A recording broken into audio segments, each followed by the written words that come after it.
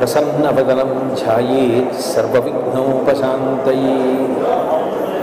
गुरुर्ब्रह्मा गुरुर्विष्णुः गुरुर्देवो महेश्वरः गुरुस्साक्षात् परं ब्रह्म तस्मै श्रीगुरवे नमः।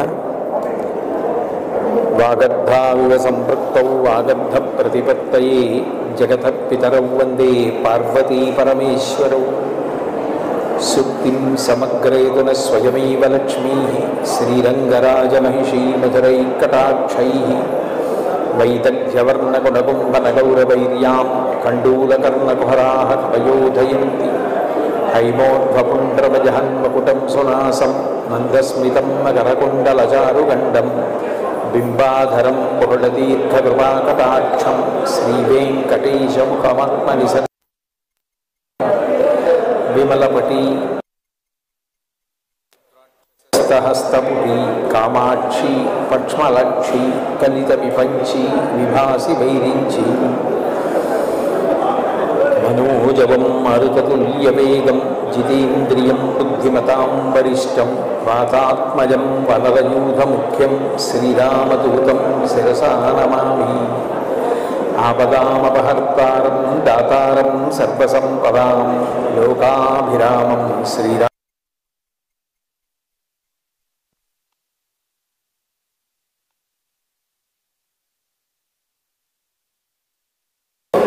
పరమోత్కృష్టమైనటువంటి క్షేత్రాల్లో ఈ కాణిపాక క్షేత్రం ఒకటి. భగవంతుని యొక్క దేవాలయాలు ఎన్నో ఉన్నప్పటికీ వాటిలో స్వయంభూ క్షేత్రాలకు చాలా విశేషమైన ప్రాధాన్యత ఉంటుంది. భగవంతుడు తనంత తానుగా వ్యక్తమైన క్షేత్రం ఏదో దానిని స్వయంభూ క్షేత్రము అంటారు. అట్లా భగవంతుడు తనంత తాను వ్యక్తం అయిన క్షేత్రాలతో పాటుగా దేవతల చేత ప్రతిష్ఠింపబడినవి, ఋషుల చేత ప్రతిష్ఠింపబడినవి, రాక్షసుల చేత ప్రతిష్ఠింపబడినవి, మనుష్యుల చేత ప్రతిష్ఠింపబడినవి, ప్రకృతి సిద్ధంగా ఏర్పడినటువంటివి కూడా భగవంతుడు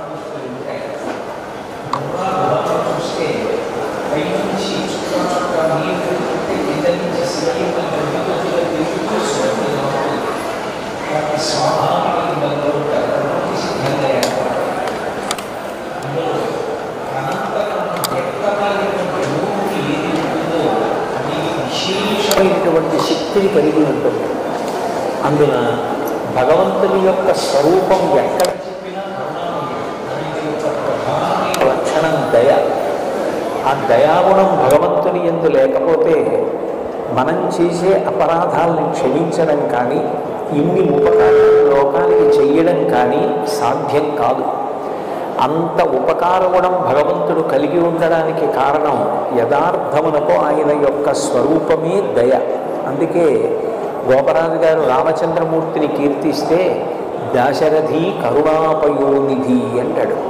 శంకరాచార్యుల వారు కారుణ్యామృతవర్షిణం ఘనవిపద్గ్రీష్మచ్చిదాకర్మఠం విద్యాసస్య ఫలోదయాయ సుమన సంసేవ్యమిచ్ఛాకృతి నృత్యన్ భక్తమయూరమద్రినిలయం చించిజ్జటామండలం శంభో వంచతి నీలకందర సదాత్వం మే మనశ్చాతక అని భగవంతుణ్ణి కారుణ్యామృత వర్షిణం, కరుణ అనే అమృతాన్ని వర్షిస్తాడు అని ప్రతిపాదిస్తాడు.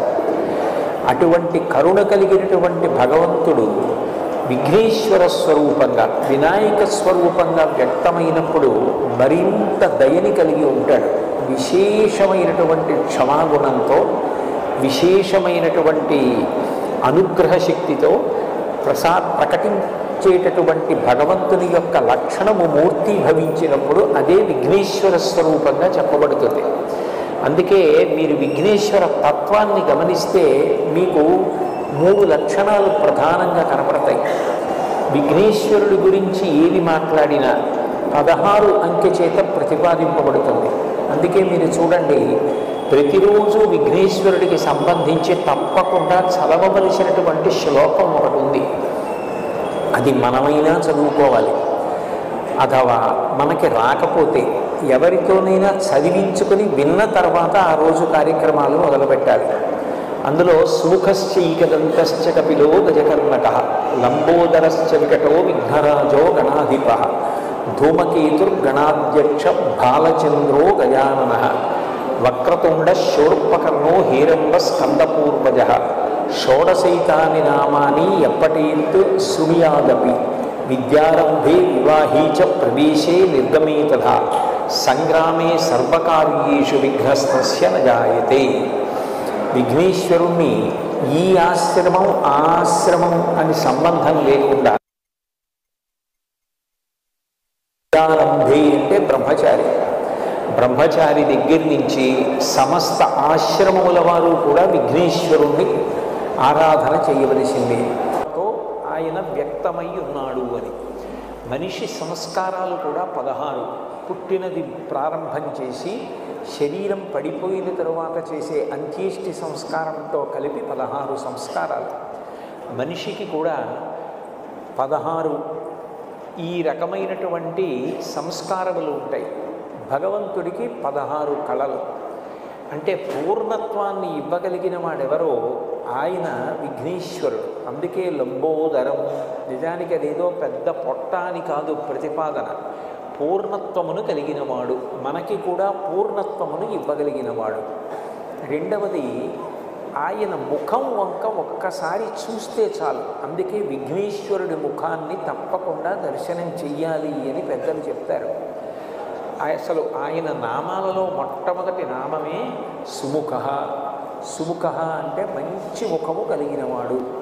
మంచి ముఖము అంటే ఆయన ముఖం మంచి ముఖము అని కాదు దాని అర్థం. ఆయన ముఖం చూడడం మనకి మంచి చేస్తుంది. ఈ లోకంలో అత్యుత్తమమైనటువంటి దర్శనాలు కొన్ని ఉన్నాయి. ఉదయిస్తున్నటువంటి సూర్యబింబం అంటే ఎరుపు రంగుతో ఉన్నది కాదు, నారింజ రంగులోకి వచ్చినటువంటి సూర్యబింబం, జ్వలిస్తున్నటువంటి అగ్నిహోత్రం, గురువుగారు, వేదాలు, గోవులు, వృషభం, వేద పాఠశాల, దేవాలయ ప్రాంగణం, ఇటువంటివన్నీ కూడా మంగళప్రదమైనటువంటి దర్శనం. అటువంటి దర్శనాలలో చాలా గొప్పది ఏది అంటే ఏనుగు యొక్క కుంభస్థలం వంక చూడడం.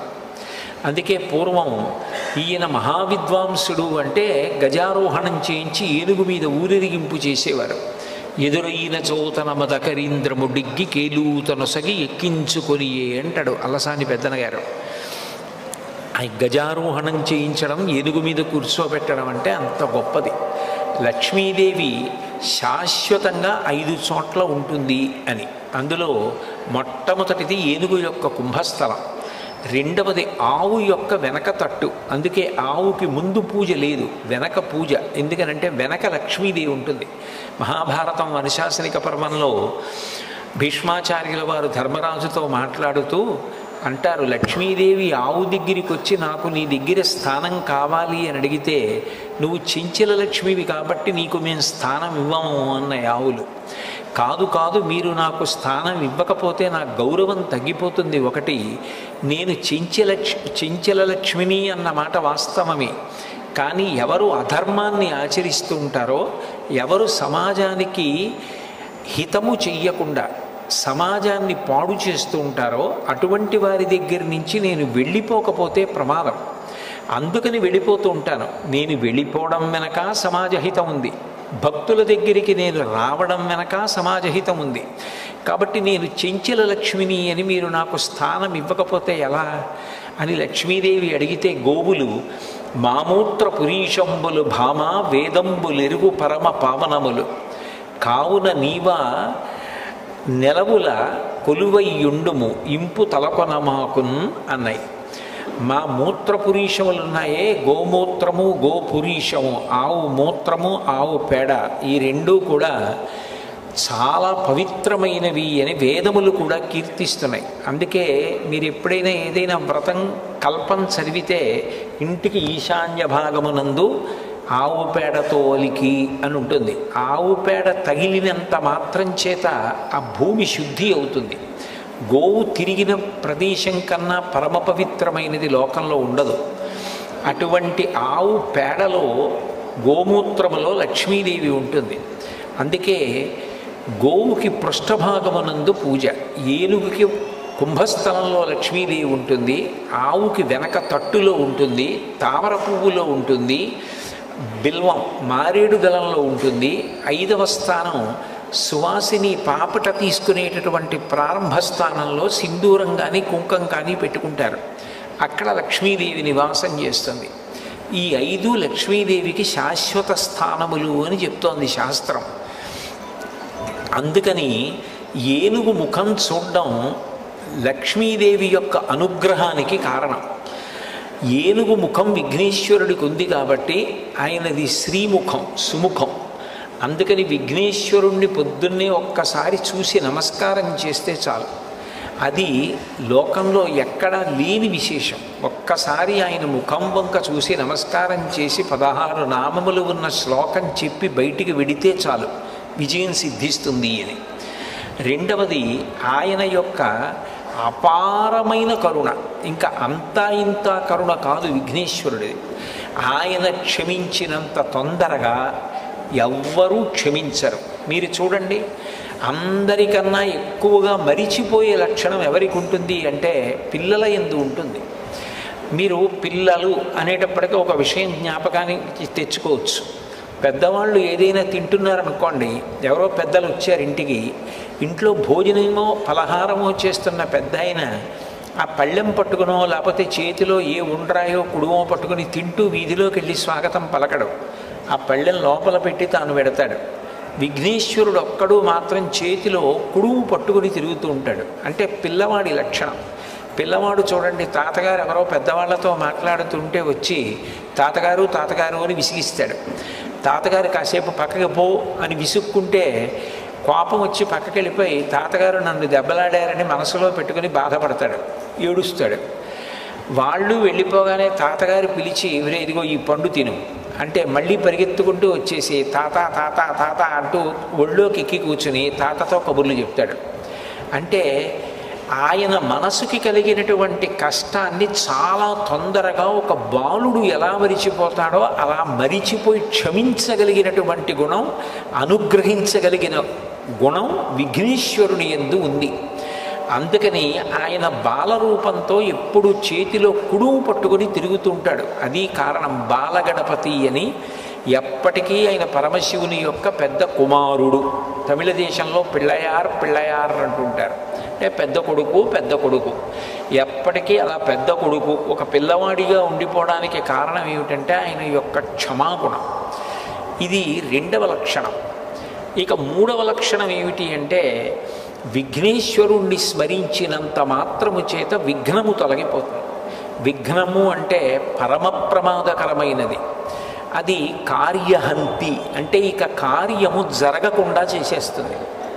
ఏదో కష్టపడితే కార్యం జరగడం కాదు, అసలు ఇక ఆ కార్యం జరగదు, అర్ధంతరంగా ఆగిపోతుంది. అట్లా కార్యం ఆగిపోయింది అంటే విఘ్నేశ్వరుని యొక్క అనుగ్రహం లేదు అని గుర్తు. అందుచేత విఘ్నమును తొలగించి కార్యము జరిగేటట్లు చెయ్యగలిగిన వాడెవరు అంటే విఘ్నేశ్వరుడు. విచిత్రమైన విషయం ఏమిటంటే ఇంత గొప్ప అనుగ్రహం ఇవ్వగలిగినటువంటి విఘ్నేశ్వరుడు కేవలముగా తనకేదో పెద్ద ఉపకారం చేస్తే, చాలా గొప్ప పూజ చేస్తే అనుగ్రహించడం కాదు, పరమ తేలికగా అనుగ్రహిస్తాడు. ఎంత తేలికగా అనుగ్రహిస్తాడు అంటే 4 గరికపోచలు తీసుకొచ్చి ఆయన పాదముల మీద సమర్పించినంత మాత్రం చేత ఆయన ప్రసన్నుడైపోతాడు. అందుకే ఎక్కడా లేని రీతిలో ఈ గరికతోటి విఘ్నేశ్వరుడికి పూజ అంటే ఆయన యొక్క సౌలభ్యాన్ని ఆ పూజ తెలియచేస్తుంది. అటువంటి విఘ్నేశ్వరుడి పూజ మీరు గమనిస్తే మీకు ఒక విచిత్రం కనపడుతుంది. శ్రీరామ నవమి ఉందనుకోండి, చైత్రమాసంలో శుక్లపక్షంలో వచ్చే నవమి శ్రీరామ నవమి. కృష్ణాష్టమి ఉందనుకోండి, శ్రావణ మాసంలో కృష్ణపక్షంలో అష్టమి నాడు వచ్చేటటువంటిది కృష్ణాష్టమి. మాస శివరాత్రి ఉందనుకోండి, ప్రతీ నెల కృష్ణపక్షంలో వచ్చే చతుర్దశి మాస శివరాత్రి. శుక్లపక్షంలోనైనా వస్తుంది, కృష్ణపక్షంలోనైనా వస్తుంది. పౌర్ణమి అమ్మవారికి అత్యంత పూజకి యోగ్యమైనటువంటి తిథి, అది నెలలో ఒక్కమారు వస్తుంది. కానీ విఘ్నేశ్వరుడికి సంబంధించినటువంటి పూజ శుక్లపక్షంలోనూ కృష్ణపక్షంలోనూ 2 సార్లు వస్తుంది. శుక్లపక్షంలో వచ్చేటటువంటి 4వ తిథి ఏదైతే ఉందో ఆ చతుర్థి విఘ్నేశ్వరుడి యొక్క పూజకి ఉద్దేశింపబడింది. వరసిద్ధి వినాయక వ్రతకల్పము అని భాద్రపద మాసంలో శుక్లపక్షంలో చతుర్థి తిథి నాడు చేస్తారు. మళ్ళీ సంకటహర చతుర్థి అని కృష్ణపక్షంలో వచ్చేటటువంటి చతుర్థి అంటే 4వ తిథి నాడు చేస్తారు.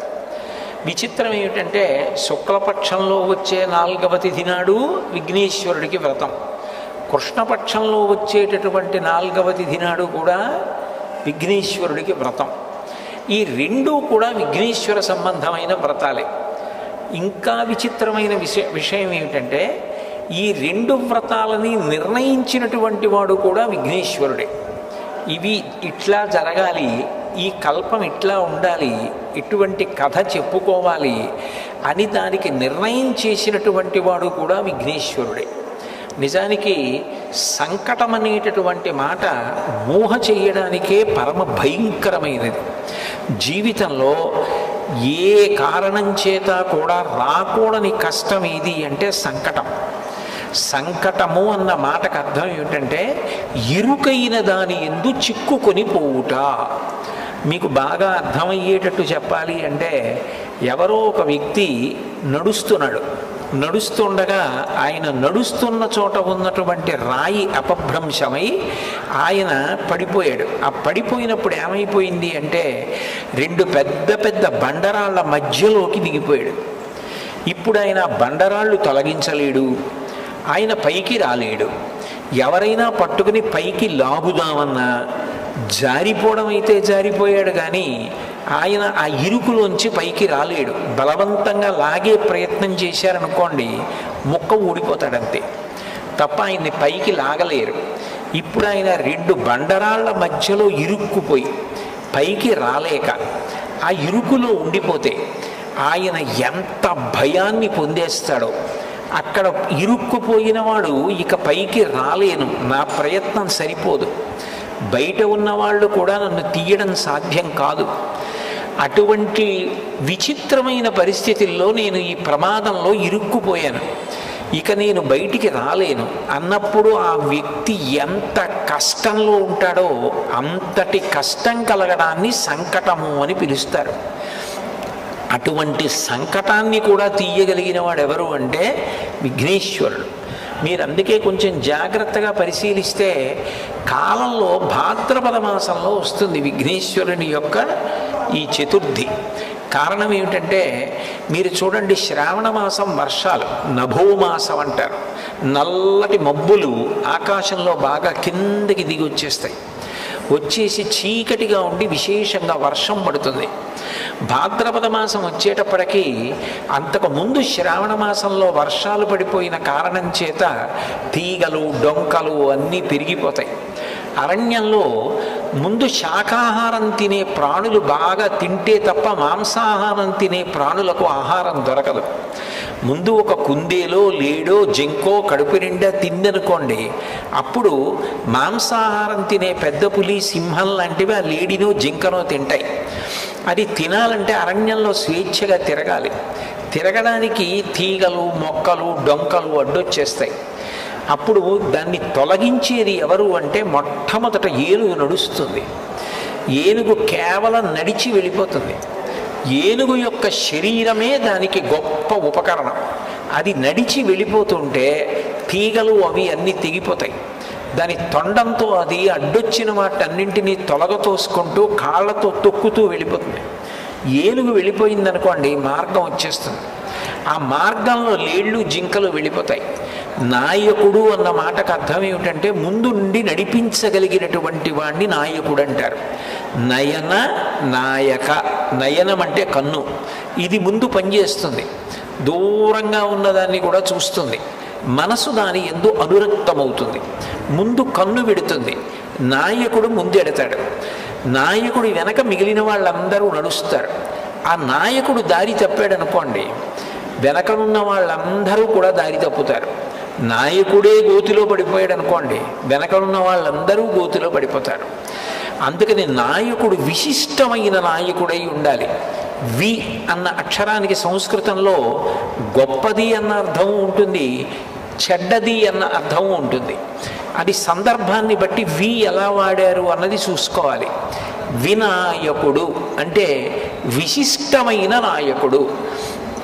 విఘ్నేశ్వరుడికి ఒక్క నమస్కారం పెడితే ఆయన ముందు నడుస్తాడు.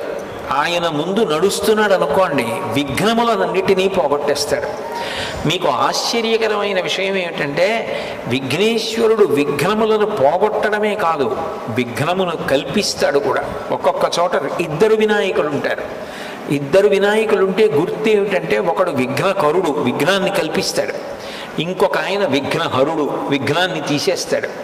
విఘ్నం ఎందుకు కల్పిస్తాడు అంటే, ఒకడు అత్యంత ప్రమాదకరమైన పని ఏదో చేయబోతున్నాడు అనుకోండి, వాడు సమాజానికి అంతటికీ కూడా ప్రమాదము జరిగేటటువంటి పని సమాజం మీద అక్కసుతో చేయడానికి సిద్ధపడుతున్నాడు. వాడు చేద్దామనుకున్న పని జరగకుండా విఘ్నేశ్వరుడు అడ్డొచ్చి సమాజాన్ని కాపాడతాడు. అప్పుడు ఆయన విఘ్నకరుడు. అంటే చెడు చేసే వాళ్ళకి విఘ్నం కల్పించి చెడు జరగకుండా చేసి సమాజాన్ని కాపాడతాడు. మంచి చేసే వాళ్ళకి విఘ్నం అడ్డు రాకుండా చూసి విఘ్నాన్ని తొలగించి కాపాడతాడు. అందుకని విఘ్నకరుడు విఘ్నహరుడు అని ఇద్దరు వినాయకులు ఒకే దేవాలయంలో కనపడితే అది గుర్తు. అటువంటి విఘ్నేశ్వరుడు సంకటహర వినాయకుడు. అంటే ఆయన సంకటంలో పడిపోయి జీవితంలో ఇక పైకి రాలేకపోయినటువంటి అత్యంత ఇరుకైన ప్రదేశంలో చిక్కుకుపోయిన వాడిని కూడా, అంత కష్టంలో పడిపోయిన వాడిని కూడా పైకెత్తుతాడు. నిజంగా చెప్పాలి అంటే జీవితంలో సంకటహర చతుర్థి అనేటటువంటిది చేసుకుని తీరాలి. సంకటహర చతుర్థి వ్రతం ఒక్కసారైనా చెయ్యాలి. నేనైతే ఏం చెప్తానంటే, వ్యక్తిగతంగా సాధ్యమైనంత వరకు సంకటహర చతుర్థి వ్రతాన్ని ప్రతివారు సంవత్సరంలో ఒకసారైనా చేసుకోవడం అలవాటు చేసుకోవాలి. నేను ఎందుకు ఈ మాట అంటున్నానంటే, వేదవ్యాసుడు దేవీ భాగవతం చేస్తూ ఒక మాట అంటాడు, కాలోహి బలవాన్ కర్త సతతం సుఖదుఃఖయో నరాణం పరతంత్రాణం పుణ్య పాపానుయోగత. భగవంతుడు మనకొక సుఖాన్ని ఇస్తే మన పుణ్యాన్ని అడ్డుపెట్టిస్తాడు. మనకి దుఃఖాన్ని ఇస్తే మనం చేసిన పాపాన్ని అడ్డుపెట్టిస్తాడు. నేను చేసిన పుణ్యమేదో నాకేం తెలుసు, నేను చేసిన పాపమేదో నాకేం తెలుసు, అనుభవంలోకి వచ్చేశాక తెలుస్తుంది. అది అనుభవంలోకి వచ్చేసి సంకటం ఏర్పడిపోయిన తరువాత పరుగులు తీసే కన్నా అటువంటి సంకట స్థితి రాకుండా ముందే సంకటహర చతుర్థి వ్రతాన్ని చేసుకున్నారనుకోండి, శాస్త్రం మీద నమ్మకం ఉండడమే శ్రద్ధ అని పిలువబడుతుంది. దాని వలన వచ్చే ఇబ్బంది ఏముంది? పెద్దలు చెప్పారు, శాస్త్రాలు చెప్పాయి, పురాణాలు చెప్పాయి, ఆ సంకటహర చతుర్థి వ్రతం చేసుకుంటున్నాం. ఈ సంకటహర చతుర్థి వ్రతం అనేటటువంటిది పరమ ప్రఖ్యాతి వహించింది. సర్వసాధారణంగా సంకటమునందు ఒక రాజుగారు పడిపోయాడండి, ఒక మనిషి పడిపోయాడండి అన్నాను అనుకోండి, అప్పుడు అది సహజం కదా అంటాం. కాదు, సంకటం అనేది ఎంత కష్టమైనదో చెప్పడానికి ఆయన సాక్షాత్ పరిపూర్ణావతారమైన కరుణాసముద్రుడైన ఆయన అట్లా ఇరుక్కునే అవకాశం లేకపోయినా లోకానికి దాని యొక్క వ్యగ్రతని చూపించడానికి శ్రీకృష్ణ భగవానుడే స్వయంగా సంకటంలో ఇరుక్కున్నాడు. అది ఆయన తొలగించుకోలేక కాదు, లోకానికి సంకటం ఎంత భయంకరంగా ఉంటుందో చెప్పడానికి సంకట స్థితిని ముందు కృష్ణుడు అనుభవించాడు. చూడండి, కష్టం తల్లి తండ్రి అనుభవించి పిల్లల్ని సుఖపెడతారు. అట్లా మనకి సంకటం కలగకుండా ఉండడం కోసం తాను సంకటమునందు కృష్ణ పరమాత్మ ఇరుక్కుని చతుర్థి వ్రతాన్ని చేసి, ఆ వ్రతం చేసిన కారణం చేత సంకటం నుంచి ఎలా పైకి రావచ్చో లోకానికి నిరూపించాడు. విశేషం ఏమిటంటే, ఇందులో మేనమామ మేనల్లుడి యొక్క పాత్ర గొప్పది. మేనమామ కృష్ణ పరమాత్మ, ఎందుకనంటే పార్వతీదేవి యొక్క సోదరుడు కదూ నారాయణ నారాయణి. కృష్ణ పరమాత్మగా వచ్చినప్పుడు ఆయనేమో నంద యశోదల దగ్గర మొట్టమొదట వెళ్ళి పడుకున్నాడు. పుట్టినది దేవకీ వసుదేవులకి. ఆ దేవకీ వసుదేవులకి కూతురుగా యోగమాయ అమ్మవారు వచ్చింది. ఆమె జన్మించింది నందయశోదలకు జన్మించింది. అంటే ఒకే తల్లిదండ్రులకు జన్మించిన కొడుకు కూతురు ఏమవుతారు? అన్నా చెల్లెళ్ళు అవుతారు. నారాయణ నారాయణి. హంస హంసిని అన్నాను అనుకోండి, భార్యాభర్తలు. శివ శివాని భార్యాభర్తలు. భవ భవాని భార్యాభర్తలు. రుద్ర రుద్రాణి భార్యాభర్తలు. నారాయణ నారాయణి భార్యాభర్తలు గారు, అన్నా చెల్లెళ్ళు. విష్ణువు చెల్లెలు. విష్ణువు వైష్ణవి. ఇద్దరూ నల్లగా ఉంటారు. ఇద్దరూ అవతారాలు తీసుకుంటారు. ఇద్దరూ ధర్మ సంస్థాపన చేస్తారు. ఇద్దరూ భక్తులను అనుగ్రహిస్తారు. అందుకని నారాయణుని చెల్లెలు నారాయణి పార్వతీదేవి. పార్వతీదేవి పెద్ద కుమారుడు విఘ్నేశ్వరుడు. కాబట్టి మేనమామ ఎవరు? నారాయణ కృష్ణ పరమాత్మ. పరిపూర్ణావతారం. పరిపూర్ణావతారం అంటే అన్ని అవతారముల తేజస్సు ఆయనలోకి వెళ్ళిపోతుంది. అంతటి పరిపూర్ణావతారమైన కృష్ణావతారం సంకట స్థితిలో పడినటువంటి స్థితి నుండి బయటికి వచ్చినటువంటి విధానమేదో అదే సంకటహర చతుర్థి. అయితే విశేషం ఏమిటంటే ఈ సంకటహర చతుర్థి కానీ శుక్లపక్షంలో భాద్రపద మాసంలో రేపు వస్తోంది కదూ విఘ్నేశ్వర చతుర్థి, వరసిద్ధి వినాయక వ్రతం కానీ విఘ్నేశ్వరుడే ప్రవేశపెట్టి ఉండడం. దురదృష్టకరమైన విషయం ఏమిటంటే ఇది నేను చెప్పేటప్పుడు ఎవరిని విమర్శించడం నా ఉద్దేశ్యం కాదు. ఈ సంకటహర చతుర్థి వ్రతానికి సంబంధించినటువంటి విషయం కానీ భాద్రపద మాసంలో శుక్లపక్షంలో వచ్చేటటువంటి చతుర్థి వ్రతం చేసుకున్నప్పుడు చెప్పేటటువంటి కథ కానీ పురాణమునందు ఎట్లా చెప్పబడిందో అట్లా చెప్పకుండా చిత్ర విచిత్రంగా అర్థం లేనటువంటి మార్పులతోటి చెప్పబడుతుండడం చాలా బాధాకరమైనటువంటి విశేషం. నిజానికి పరాశర మహర్షి కృతమైనటువంటి విష్ణు పురాణంలో ఉన్న ఒక శ్లోకాన్ని చదువుకున్నా చాలు అని విఘ్నేశ్వరుడు ఆనతి ఇచ్చాడు. కారణం ఏమిటంటే నిజానికి శమంతకోపాఖ్యానం అనేటటువంటి కథ జ్ఞాపకం పెట్టుకోవడం చాలా చాలా కష్టమైనటువంటి కథ. అది మీరు ఒకసారి విన్నారనుకోండి, మీకు బాగా జ్ఞాపకం ఉండిపోయిందనుకోండి, చాలా సంతోషకరమైన విషయం. కానీ అంత తేలికగా జ్ఞాపకం ఉండిపోవడం సాధ్యం కాదు. కొంచెం మలుపులు అట్లా తిరిగిపోతుంది.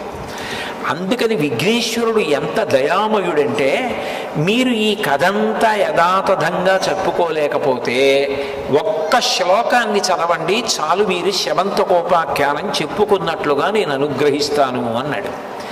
ఇప్పుడు నేను ఆ శమంతకోపాఖ్యానము వలన ఈ భాద్రపద శుక్లపక్షంలో వచ్చే చతుర్థి వ్రతం ఎలా వచ్చింది, కృష్ణపక్షంలో వచ్చేటటువంటి చతుర్థి సంకటహర చతుర్థి ఎలా వచ్చింది అన్న విషయాల గురించి మాట్లాడడానికి ప్రయత్నం చేస్తాను.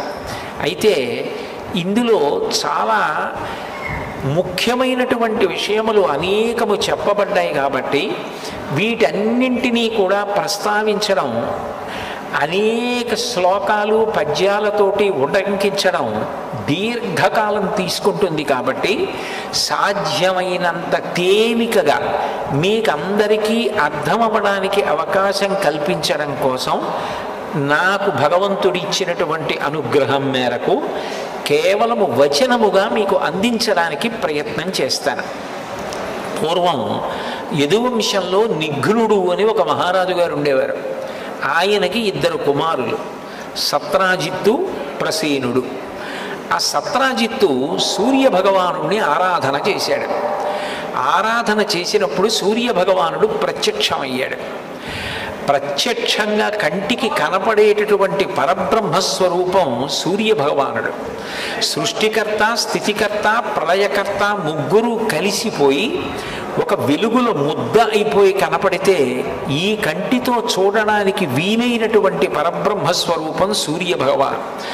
అందుకే తిక్కన గారు భారతంలో నీరజాకరములు నిష్ఠయై చేసిన భవ్యతపంబు ఫలమనంగా దినసముఖాకి నందిత చక్రయుగ్మకంబులయనురాగంపు బ్రూవనంగా హరిహర బ్రహ్మ మహానుభావంబులొక్కటింకాగరగిన గట్టి అనగా అతుల వేదత్రయ లతికాచయము పెనుబొందన్ పుట్టెడు మూల కందమనగా అఖిల జగముల కందర ఎగుచు జనసమాజ కరపుట హృదయ సరోజములకు ముకుళనంబును జృంభణంబును నర్చి భానుబింబంబు పూర్వాద్రిపై వెలింగే అంటారు. హరిహర బ్రహ్మ మహానుభావంబులొక్కటింకాగరగిన గట్టి అనగా సృష్టికర్త, స్థితికర్త, ప్రళయకర్త ముగ్గురు కలిసి పరబ్రహ్మముగా ఈ కంటితో చూడడానికి వీలైన కాంతిపుంజంగా ఆకాశంలో ప్రకాశిస్తే అదే సూర్యనారాయణమూర్తి. ఆ సూర్యుణ్ణి ఉపాసన చేశాడు సత్రాజిత్తు. ఉపాసన చేస్తే సూర్యభగవానుడు ప్రత్యక్షమయ్యాడు. ఒక రూపంతో భూమి మీదకి దిగొస్తే ప్రత్యక్షమయ్యాడు అంటారు. ఈ కంటితో చూడడానికి వీలుగా తన తేజస్సుని తగ్గించుకుని వస్తాడు భగవంతుడు. అట్లా వచ్చాడు. వస్తే స్తుతి చేసినటువంటి సత్రాజిత్తు సూర్యనారాయణమూర్తి యొక్క మెడలో ఉన్నటువంటి స్యమంతకమణిని అడిగాడు. అడిగితే సూర్యభగవానుడు అన్నాడు, ఈ స్యమంతకమణిని ఇవ్వడానికి నాకు అభ్యంతరం లేదు, నేను నీకు ఇస్తాను. కానీ ఈ స్యమంతకమణి వలన కొన్ని ప్రయోజనాలు ఉన్నాయి, కొన్ని ప్రమాదాలు ఉన్నాయి. ఈ స్యమంతకమణి రోజుకి విశేషంగా బంగారాన్ని ఇస్తుంది, బారువుల బంగారం ఇస్తుంది. అంత బంగారం ఒక వ్యక్తి దగ్గర పెరిగిపోతే లోకకంటకుడవుతాడు. అంటే లోకమంతా కూడా ఆయన్ని నిందిస్తుంది, అంత డబ్బు ఉందని, అసూయ చేత. అది ఒకటో ప్రమాదం. రెండవది, ఈ స్యమంతకమణి ఎవరు మెడలో వేసుకున్నారో వారు ఎప్పుడూ బాహ్యమునందు ఆంతరమునందు శౌచంతో ఉండాలి. అంటే మూత్ర విసర్జన చేసిన, శరీరంలోంచి ఏదైనా మలం బయటికి వెళ్ళినా వెంటనే కాళ్ళు చేతులు కడుక్కుని ఆచమనం చేయాలి, స్నానం చేయాలి. లోపల దుర్మార్గమైన ఆలోచనలు రాకూడదు. అటువంటివి కానీ వచ్చి ఈ మణిని మెడలో ధరిస్తే అది ఎవరు మెడలో వేసుకున్నారో వాళ్ళని సంహరిస్తుంది, వాళ్ళు చనిపోతారు. కాబట్టి ఈ మణి వలన ప్రయోజనము ఉంది, ప్రమాదము ఉంది.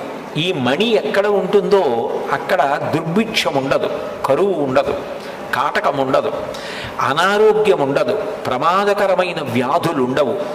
ఇవన్నీ స్యమంతకమణి ఉన్న చోట ఉండే లక్షణాలు. స్యమంతకమణి ధరించిన వ్యక్తి బాహ్యాభ్యంతర శౌచాన్ని పొంది ఉండకపోతే మాత్రం ఆ వ్యక్తి మరణిస్తాడు అని చెప్పి సూర్యభగవానుడు స్యమంతకమణిని సత్రాజిత్తుకి ఇచ్చాడు.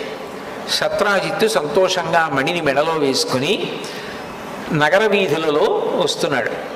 ద్వారకానగర పౌరులందరూ కూడా ఆ సత్రాజిత్తుని చూసి ఎంత తేజస్సుతో వెలిగిపోతున్నాడో, బహుశా ఎవరో దేవత వస్తున్నాడు కృష్ణ పరమాత్మ దర్శనానికి అనుకొని పరిగెత్తికెళ్ళి కృష్ణుడికి చెప్పారు. కృష్ణుడికి తెలియని విషయం ఏముంటుంది, సర్వజ్ఞుడు. సూర్యనారాయణమూర్తి నుండి వరంగా స్యమంతకమణిని సత్రాజిత్తు పొందాడు అన్న విషయాన్ని గ్రహించి సత్రాజిత్తుని సభకి పిలిపించి, వ్యక్తి ఐశ్వర్యవంతుడైపోయి ప్రభుత్వం పేదదైపోతే అర్థం లేని విషయం అయిపోతుంది. ప్రభుత్వం శాసనం చేయవలసినది, ప్రభుత్వం దేశానికి అంతటికీ కూడా ఉపకారం చేయవలసింది. కాబట్టి వ్యక్తి ఐశ్వర్యవంతుడై ఉండాలా, ప్రభుత్వం ఐశ్వర్యవంతంగా ఉండాలా అంటే ప్రభుత్వం ఐశ్వర్యంగా ఉండాలి.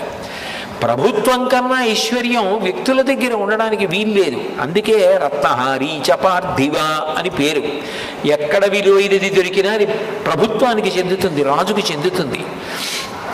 ఈ స్యమంతకమణి నీ దగ్గర ఉంటే బారువుల బంగారం నీ దగ్గర పెరిగిపోతే ఉపయోగం ఏముంది? ఇది మహారాజు దగ్గర ఉంటే ఈ బంగారం దేశక్షేమానికి వినియోగించవచ్చు. కాబట్టి ఆ స్యమంతకమణిని మహారాజుకి ఇమ్మని అడిగాడు. కృష్ణ పరమాత్మ యొక్క తత్వాన్ని మీరు పరిశీలిస్తే ఆయన దయాసముద్రుడు, ఆయన పరమాత్మ. ఆయనకి స్వార్థం, ఆయనకి అవన్నీ తీసుకుని దాచుకుందామన్న అవసరం ఆయనకి ఎందుకుంటుంది? లక్ష్మీదేవికి పతి ఆయన, లక్ష్మీదేవికే భర్త అయిన పరమాత్మ ఇవన్నీ నాకు కావాలని కోరుకోవలసిన అవసరం ఏముంది? ప్రజాక్షేమము కొరకు అడిగాడు ఆయన. కానీ సత్రాజిత్తు ఇవ్వకపోగా ఈ కృష్ణ పరమాత్మకి బాల్యం నుంచి కూడా నవనీత చోరుడు అని ఒక పేరుంది. ఈ స్యమంతకమణిని అపహరిస్తాడేమోనని భయపడి తన దగ్గర పెట్టుకోవడం మానేశాడు. అంటే ఆంతరమునందు శౌచము పోయింది, భగవంతుడికి వ్యతిరేకమైన ఆలోచన వచ్చింది, స్వార్థం పెరిగిపోయింది. ప్రభువు దగ్గర ఉండవలసినది తన దగ్గరే ఉండాలని కోరిక పెరిగింది.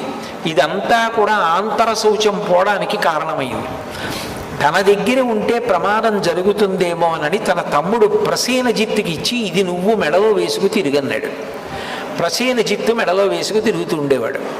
ఒక రోజున ప్రసేనజిత్తు వేటకి బయలుదేరాడు.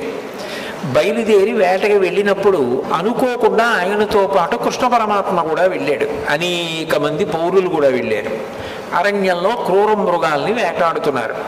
సమయం తెలియలేదు. వేట అనేటటువంటిది తమకంతో కూడుకున్నది. జూదం, వేట వీటిలో ఎంత సమయం పోయిందన్నది తెలియదు. తమకం కలుగుతుంది. ఆ తమకము చేత చీకటి పడిపోయింది. వేటాడుతూనే ఉన్నారు. ఈలోగా ప్రసేనజిత్తు శరీర శోధన చేసుకోవలసి వచ్చింది. శరీర శోధన అంటే శరీరంలో పెరిగిపోయినటువంటి అపవిత్రమైన మలినమైనటువంటి నీరు మూత్రంగా విడిచిపెట్టేయడం, ఇటువంటి పనులు. అవి విడిచిపెడితే కాళ్ళు చేతులు కడుక్కోవాలి, ఆచమనం చెయ్యాలి, లేకపోతే బాహ్య శౌచం ఉండదు. కాబట్టి చీకటి పడిపోయే సమయానికి ప్రసేనజిత్ అరణ్యంలో శరీర శోధన చేశాడు. కానీ కాళ్ళు చేతులు కడుక్కుని ఆచమనం చేయలేదు. దాంతో బాహ్య శౌచం పోయింది. ఎప్పుడైతే బాహ్య శౌచం పోయిందో శమంతకమణి వలన ప్రమాదం ఏర్పడుతుంది. ఇప్పుడు బాగా అరణ్యం, ఆ పైన చీకటి పడిపోయింది. ఈ ప్రసేనజిత్తు గుర్రం మీద తిరిగి ఊరు వెళ్ళిపోతున్నాడు ద్వారకా నగరానికి. అకస్మాత్తుగా ఎక్కడి నుంచో ఒక సింహం వచ్చి ప్రసేనజిత్తు మీద పడి ఒక్క ఊదుటలోనే ఆ ప్రసేనజిత్తుని చంపేసింది. చంపేసి ఆయన శరీరాన్ని కొంత తినేసింది, గుర్రాన్ని కొంత తినేసింది. అంత చీకటిలో కూడా వెలిగిపోతున్నటువంటి ఆ శమంతకమణిని ఆశ్చర్యంతో చూసి తినడానికి పనికి రాకపోయినా నోట కరుచుకొని పట్టుకుపోయింది. దానికి ఎందుకో పనికిరాదు, కానీ అంత ఆకర్షణీయంగా ఉంది ఆ శమంతకమణి. అంత చీకట్లో కూడా వెలిగిపోతోంది, ఇదేమిటో అని నోట కరుచుకుని పోయింది. చీకటి పడిపోయింది. ప్రసేనజిత్తు కనపడలేదు. అందరూ ఇంటికి వెళ్ళిపోయారు. వెంటనే సత్రాజిత్ అన్నాడు, ఈ శమంతకమణిని కృష్ణ పరమాత్మ అడిగాడు, నేను ఇవ్వనన్నాను. ఈయనకి బాల్యం నుంచి నవనీత చౌర్యం అవి అలవాటున్నాయి, నేను ఇవ్వలేదని చీకటి పడిన తరువాత బహుశः ఈయనే నా తమ్ముడి దగ్గర శమంతకమణిని అపహరించి ఉంటాడు అన్నాడు. అనేటప్పటికి అపవాదం వచ్చింది కృష్ణ పరమాత్మకి. లోకం ఎలా ఉంటుందంటే ఇవాళ పొగిడితే అందరూ పొగుడుతారు. ఎవడో ఏదో ఆధారం లేకుండా ఓ మాట అన్నాడు అనుకోండి, పూర్వాపరాలు విచారించకుండా అందరూ రాళ్ళు విసురుతారు. అది లోకానికి ఉండేటటువంటి లక్షణం. అందరూ కృష్ణ పరమాత్మ దొంగ దొంగ ప్రసేనజిత్తు దగ్గర శమంతకమణిని అపహరించాడన్నారు. ఆయన వచ్చిన అపనింద పోగొట్టుకోవడానికి మరునాడు అరణ్యంలోకి వెళ్ళాడు. వెళ్ళి వెతికితే ఒక చోట ప్రసేనజిత్తు యొక్క కళేబరం శవం కనపడింది. అప్పటికే దాన్ని కొంత భాగం సింహం తినేసింది, గుర్రాన్ని తినేసింది. శమంతకమణి కనపడలేదు. ఆయన అన్నాడు, నాకే పాపం తెలీదు, మీరు చూశారు కదా, నేను చంపితే శమంతకమణి కోసం సగం తినేసి ఉండవు కదా ఈ శరీరాలు, సగం తినేసి ఉన్నాయంటే ఇతన్ని క్రూర మృగం చంపింది అన్నాడు. అంటే అక్కడున్న ప్రజలు అన్నారు, నిజమే, ఈయన్ని ఏదో క్రూర మృగం తింది, గుర్రాన్ని క్రూర మృగం తింది. మరి నిజంగా క్రూర మృగమే తింటే శమంతకమణిని తిందగా, అది ఉండాలిగా. అది లేదంటే దాని అర్థం కృష్ణుడు రాత్రి ప్రసేనజిత్తుని చంపేసి శమంతకమణిని పట్టుకుపోయాడు. ఆ చనిపోయిన ప్రసేనజిత్తు కింద పడిపోయాడు, ఆ గుర్రం పడిపోయింది. వాటిని క్రూర మృగాలు తిన్నాయి, మణిని మాత్రం కృష్ణుడే అపహరించాడన్నారు. తనేదో వచ్చిన అపనింద పోగొట్టుకోవడానికి ప్రయత్నం చేస్తే అపనింద మరీ పెరిగిపోయింది. నేను మొట్టమొదటే మీకు ఉపమానంలో చెప్పానే, రాళ్ల మధ్యలో ఇరుక్కుపోయిన వ్యక్తి బయటికి రావడానికి ప్రయత్నం చేస్తే ఇంకా ఇంకా దిగబడిపోయినట్టుగా, ఊబిలో దిగబడిపోతున్న వ్యక్తిలా ఇంకా దిగబడిపోయాడు. కాదు, నా మీద వచ్చిన అపవాదు పోగొట్టుకోవాలని ఆయన మరింత ప్రయత్నం చేద్దామని అక్కడ ఏ అడుగుజాడలు ఉన్నాయి చూశాడు. సింహం యొక్క అడుగుజాడలు కనపడ్డాయి. కాబట్టి సింహం చంపింది ప్రసేనజిత్తుని. మరి శమంతకమణిని కూడా సింహమే తీసుకుని పోయి ఉంటుందని అడుగుజాడలు బట్టి సింహం ఎటిళ్ళిందో అటు వెళ్ళాడు. కొంతసేపు అయిన తర్వాత ఒక భల్లూకం యొక్క అడుగుజాడలు కనబడ్డాయి. సింహము భల్లూకము పెనుగులాడినట్టుగా అర్థమైంది. ఈ రోజులలో నేర పరిశోధన ఎలా చేస్తారో ఆ రోజుల్లో కృష్ణ పరమాత్మ అంత కష్టపడ్డాడు తను నిర్దోషిని నిరూపించుకోవడానికి. అక్కడ భల్లూకముడు అడుగుజాడలు కనబడ్డాయి. కనబడితే కృష్ణుడు అన్నాడు, చూశారు కదా, సింహం బహుశः నోటితో కరుచుకుని శమంతకమణిని పట్టుకెళ్ళింది. భల్లూకం వచ్చి సింహాన్ని చంపింది. అందుకే ఇదిగో ఇక్కడ సింహం కళేబరం పడుంది. సింహం పడుంది, సింహం దగ్గర భల్లూకం ఆ మణిని పట్టుకుపోయింది అన్నాడు. అంటే ప్రజలు అన్నారు, నువ్వు చెప్పడం ఎంత గడుసుతనంగా చెప్పినే వినేవాడు నమ్మేటట్టుగా చెప్పాలి కదా కృష్ణ. ఎక్కడైనా లోకంలో భల్లూకాన్ని సింహం చంపుతుందా, సింహాన్ని భల్లూకం చంపుతుందా? సింహం శమంతకమణి అట్టుకెళ్ళిందా? భల్లూకం వచ్చి సింహాన్ని చంపిందా? చంపి భల్లూకం పట్టుకెళ్ళిపోయిందా శమంతకమణిని? ఇది మళ్ళీ ఇంకో కొత్త అబద్ధం సృష్టించావు నువ్వు అన్నారు. ఎంత బయటికి వద్దామని ప్రయత్నం చేస్తే అంతగా అపవాదు బలపడిపోతోందనుకుని భల్లూకం ఎటు వెళ్ళిందో అటు వెళ్ళారు. వెడితే ఆ భల్లూకం ఒక పెద్ద గుహలోకి వెళ్ళిపోయినట్లుగా కనపడింది. కృష్ణ పరమాత్మ గుహలోకి దిగి నడుస్తున్నాడు. అది బహు ఇరుకుగా ఉంది. ఆయన తన శరీరపు కాంతిని దీపంగా చేసుకుని నడుస్తున్నాడు. వాళ్ళకి అనుమానం వచ్చింది, వెనకనొచ్చిన వాళ్ళకి. ఒరే, మనల్ని ఇట్లాగే మెల్లగా గుహలోకి తీసుకెళ్ళి తను తప్పుకుని మన నీ గుహలో ఉంచేసి ఏ రాళ్ళు అడ్డుపెట్టి వెళ్ళిపోతాడో ఏమిటో, ఎందుకు వచ్చిన గొడవ? నువ్వు నిజంగా నిర్దోషివైతే ఆ భల్లూకాన్ని చంపి శమంతకమణిని పట్టుకుని రా, నమ్ముతాం. అప్పటిదాకా మేము గుహ బయట ఉంటామని వాళ్ళందరూ వెళ్ళిపోయి గుహ బయట నించున్నారు. ఒక్క కృష్ణుడిని గుహలో వదిలేశారు. ఆయన గుహలో బయలుదేరి లోపలికి వెడుతున్నాడు. వెడుతుంటే కొంత దూరం వెళ్ళిన తర్వాత ఒక యవ్వనంలో ఉన్నటువంటి ఒక స్త్రీ నిలబడి ఊయల ఊపుతోంది. ఆ ఊయలలో ఒక చిన్న పిల్లవాడు ఉన్నాడు. వాడు ఎంత శక్తి కలిగిన వాడు, ఎంత బలవంతుడంటే ఊయల మీద ఆడుకోవడానికి శమంతకమణిని బొమ్మ కట్టినట్టు కట్టారు. అది వెలిగిపోతోంది సూర్యుడి పగిలి. అంత కాంతిని కూడా పిల్లాడి కళ్ళు తట్టుకున్నాయి. అక్కడ ఊయల ఊపుతోంది ఒక పిల్ల.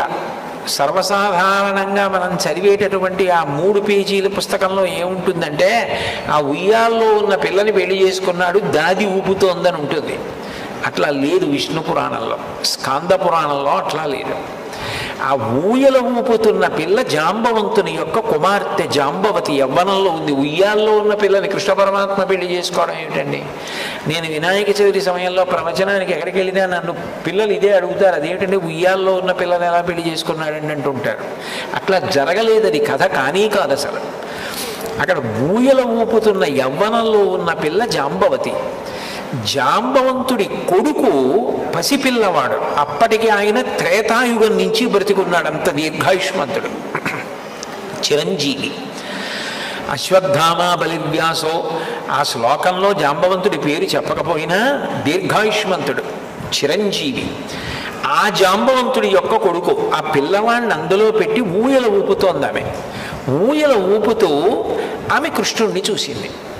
కృష్ణుణ్ణి చూడగానే ఆమెకు అర్థమైంది, ఓహో ఈ మణి కోసమే ఈయన వచ్చి ఉంటాడు, ఇంత అందంగా ఉన్నాడు ఈయన. ఇప్పుడు నాతో ఆ మణి కోసం వచ్చాను, ఆ మణి ఇక్కడికి ఎలా వచ్చిందని ఏదైనా మాట మాట్లాడితే లోపల మా నాన్నగారు జాంబవంతుడు పడుకుని ఉన్నాడు, అరివీర భయంకరుడు.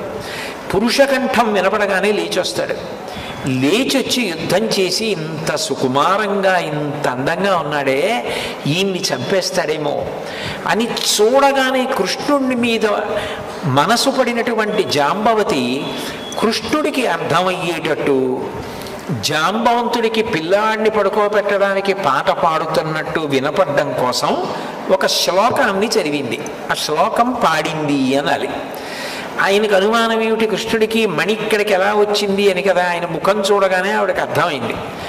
ఆవిడంది, సింహ ప్రసీనమవధీహి సింహో జాంబవతాహతః సుకుమారకమారోధీహి తవ హ్యేషా శమంతకః.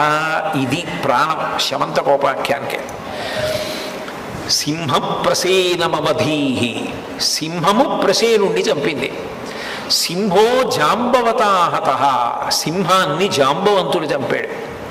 సుకుమారక మారోధీహి, ఉయ్యాలలో పడుకున్న సుకుమారుడైన పిల్లాడా, నిజానికి అది ఉద్దేశించి చెప్తున్నది కృష్ణుడికి. సుకుమారంగా ఉన్నటువంటి ఓ కృష్ణ, మారోధీహి, దీని గురించి విచారించవద్దు. జాంబవంతుడికి ఏమని అర్థం అవుతోంది? సుకుమారక మారోధీహి, ఓ చిన్నపిల్లారా ఏడవకు, నాన్నగారు నీకోసమే శమంతకమణి తెచ్చారు. తవ హ్యేషా శమంతక, బొమ్మను చూసి పిల్లలు ఆడుకున్నట్టు అదిగో శమంతకమణి చూస్తూ ఆడుకో అని ఉయ్యాలు ఊపుతోంది. పిల్లవాడిని ఊపుతోంది, పాట పాడుతోందని జాంబవంతుడు అనుకుంటున్నాడు. ఈ శమంతకమణి ఇలా వచ్చిందని కృష్ణుడికి చెప్తోంది. ఈ శమంతకమణి గురించి చప్పుడు చేయకుండా గుట్టుగా పట్టుకుపోని అందులోనే అన్యాపదేశంగా చెప్పింది.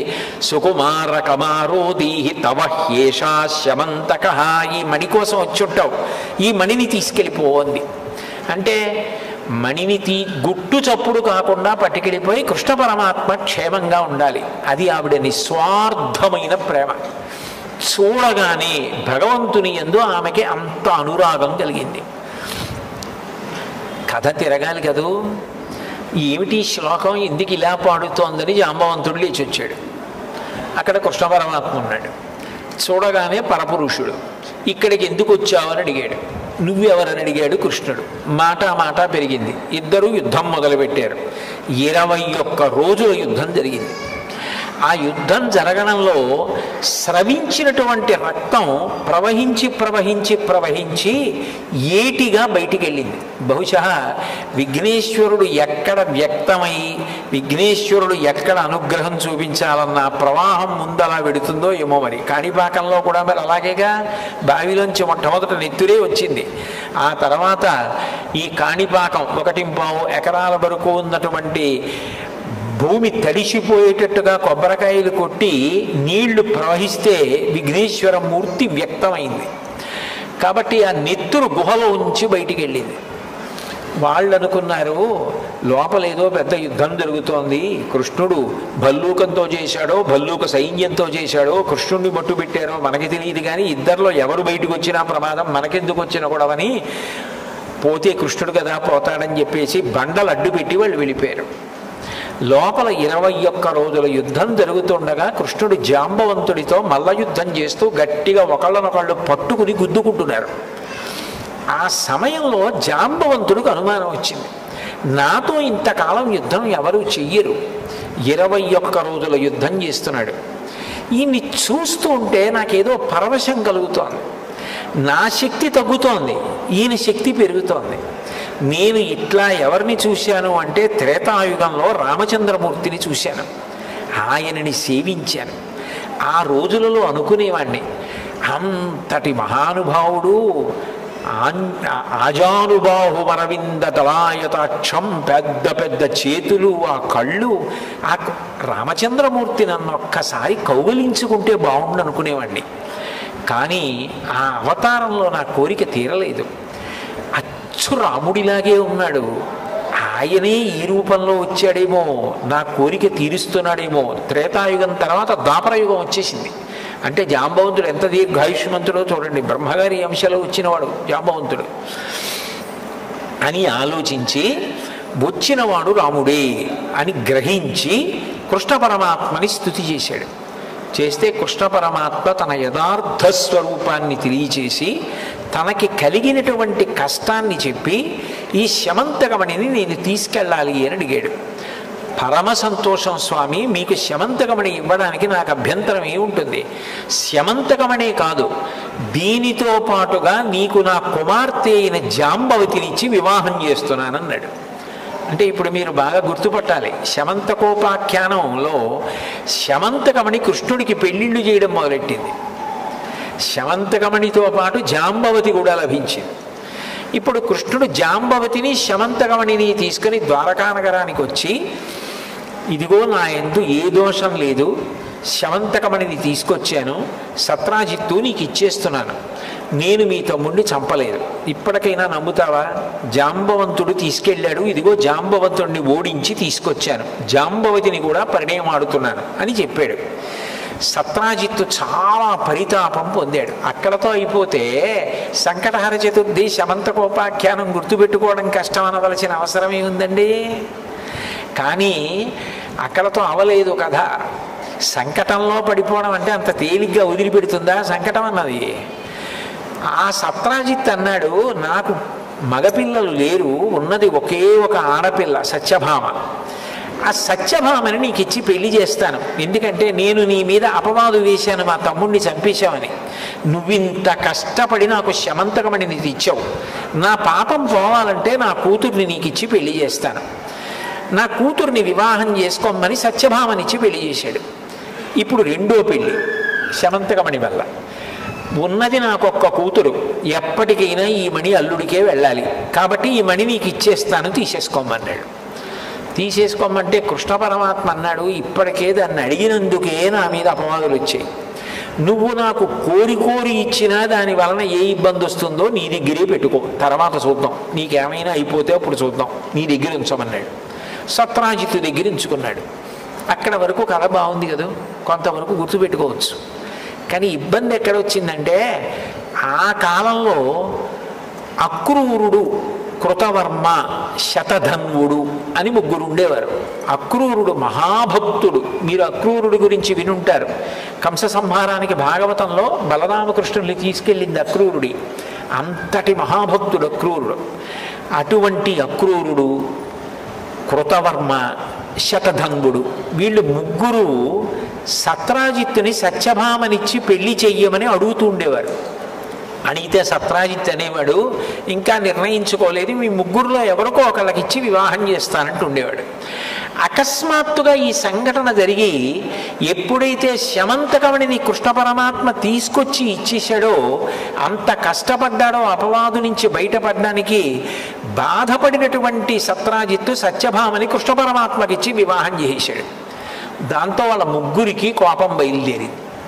మాకిస్తానన్న సత్యభామని ఇవ్వకుండా కృష్ణుడికి ఇచ్చాడు అని అవకాశం కోసం ఎదురు చూస్తున్నారు.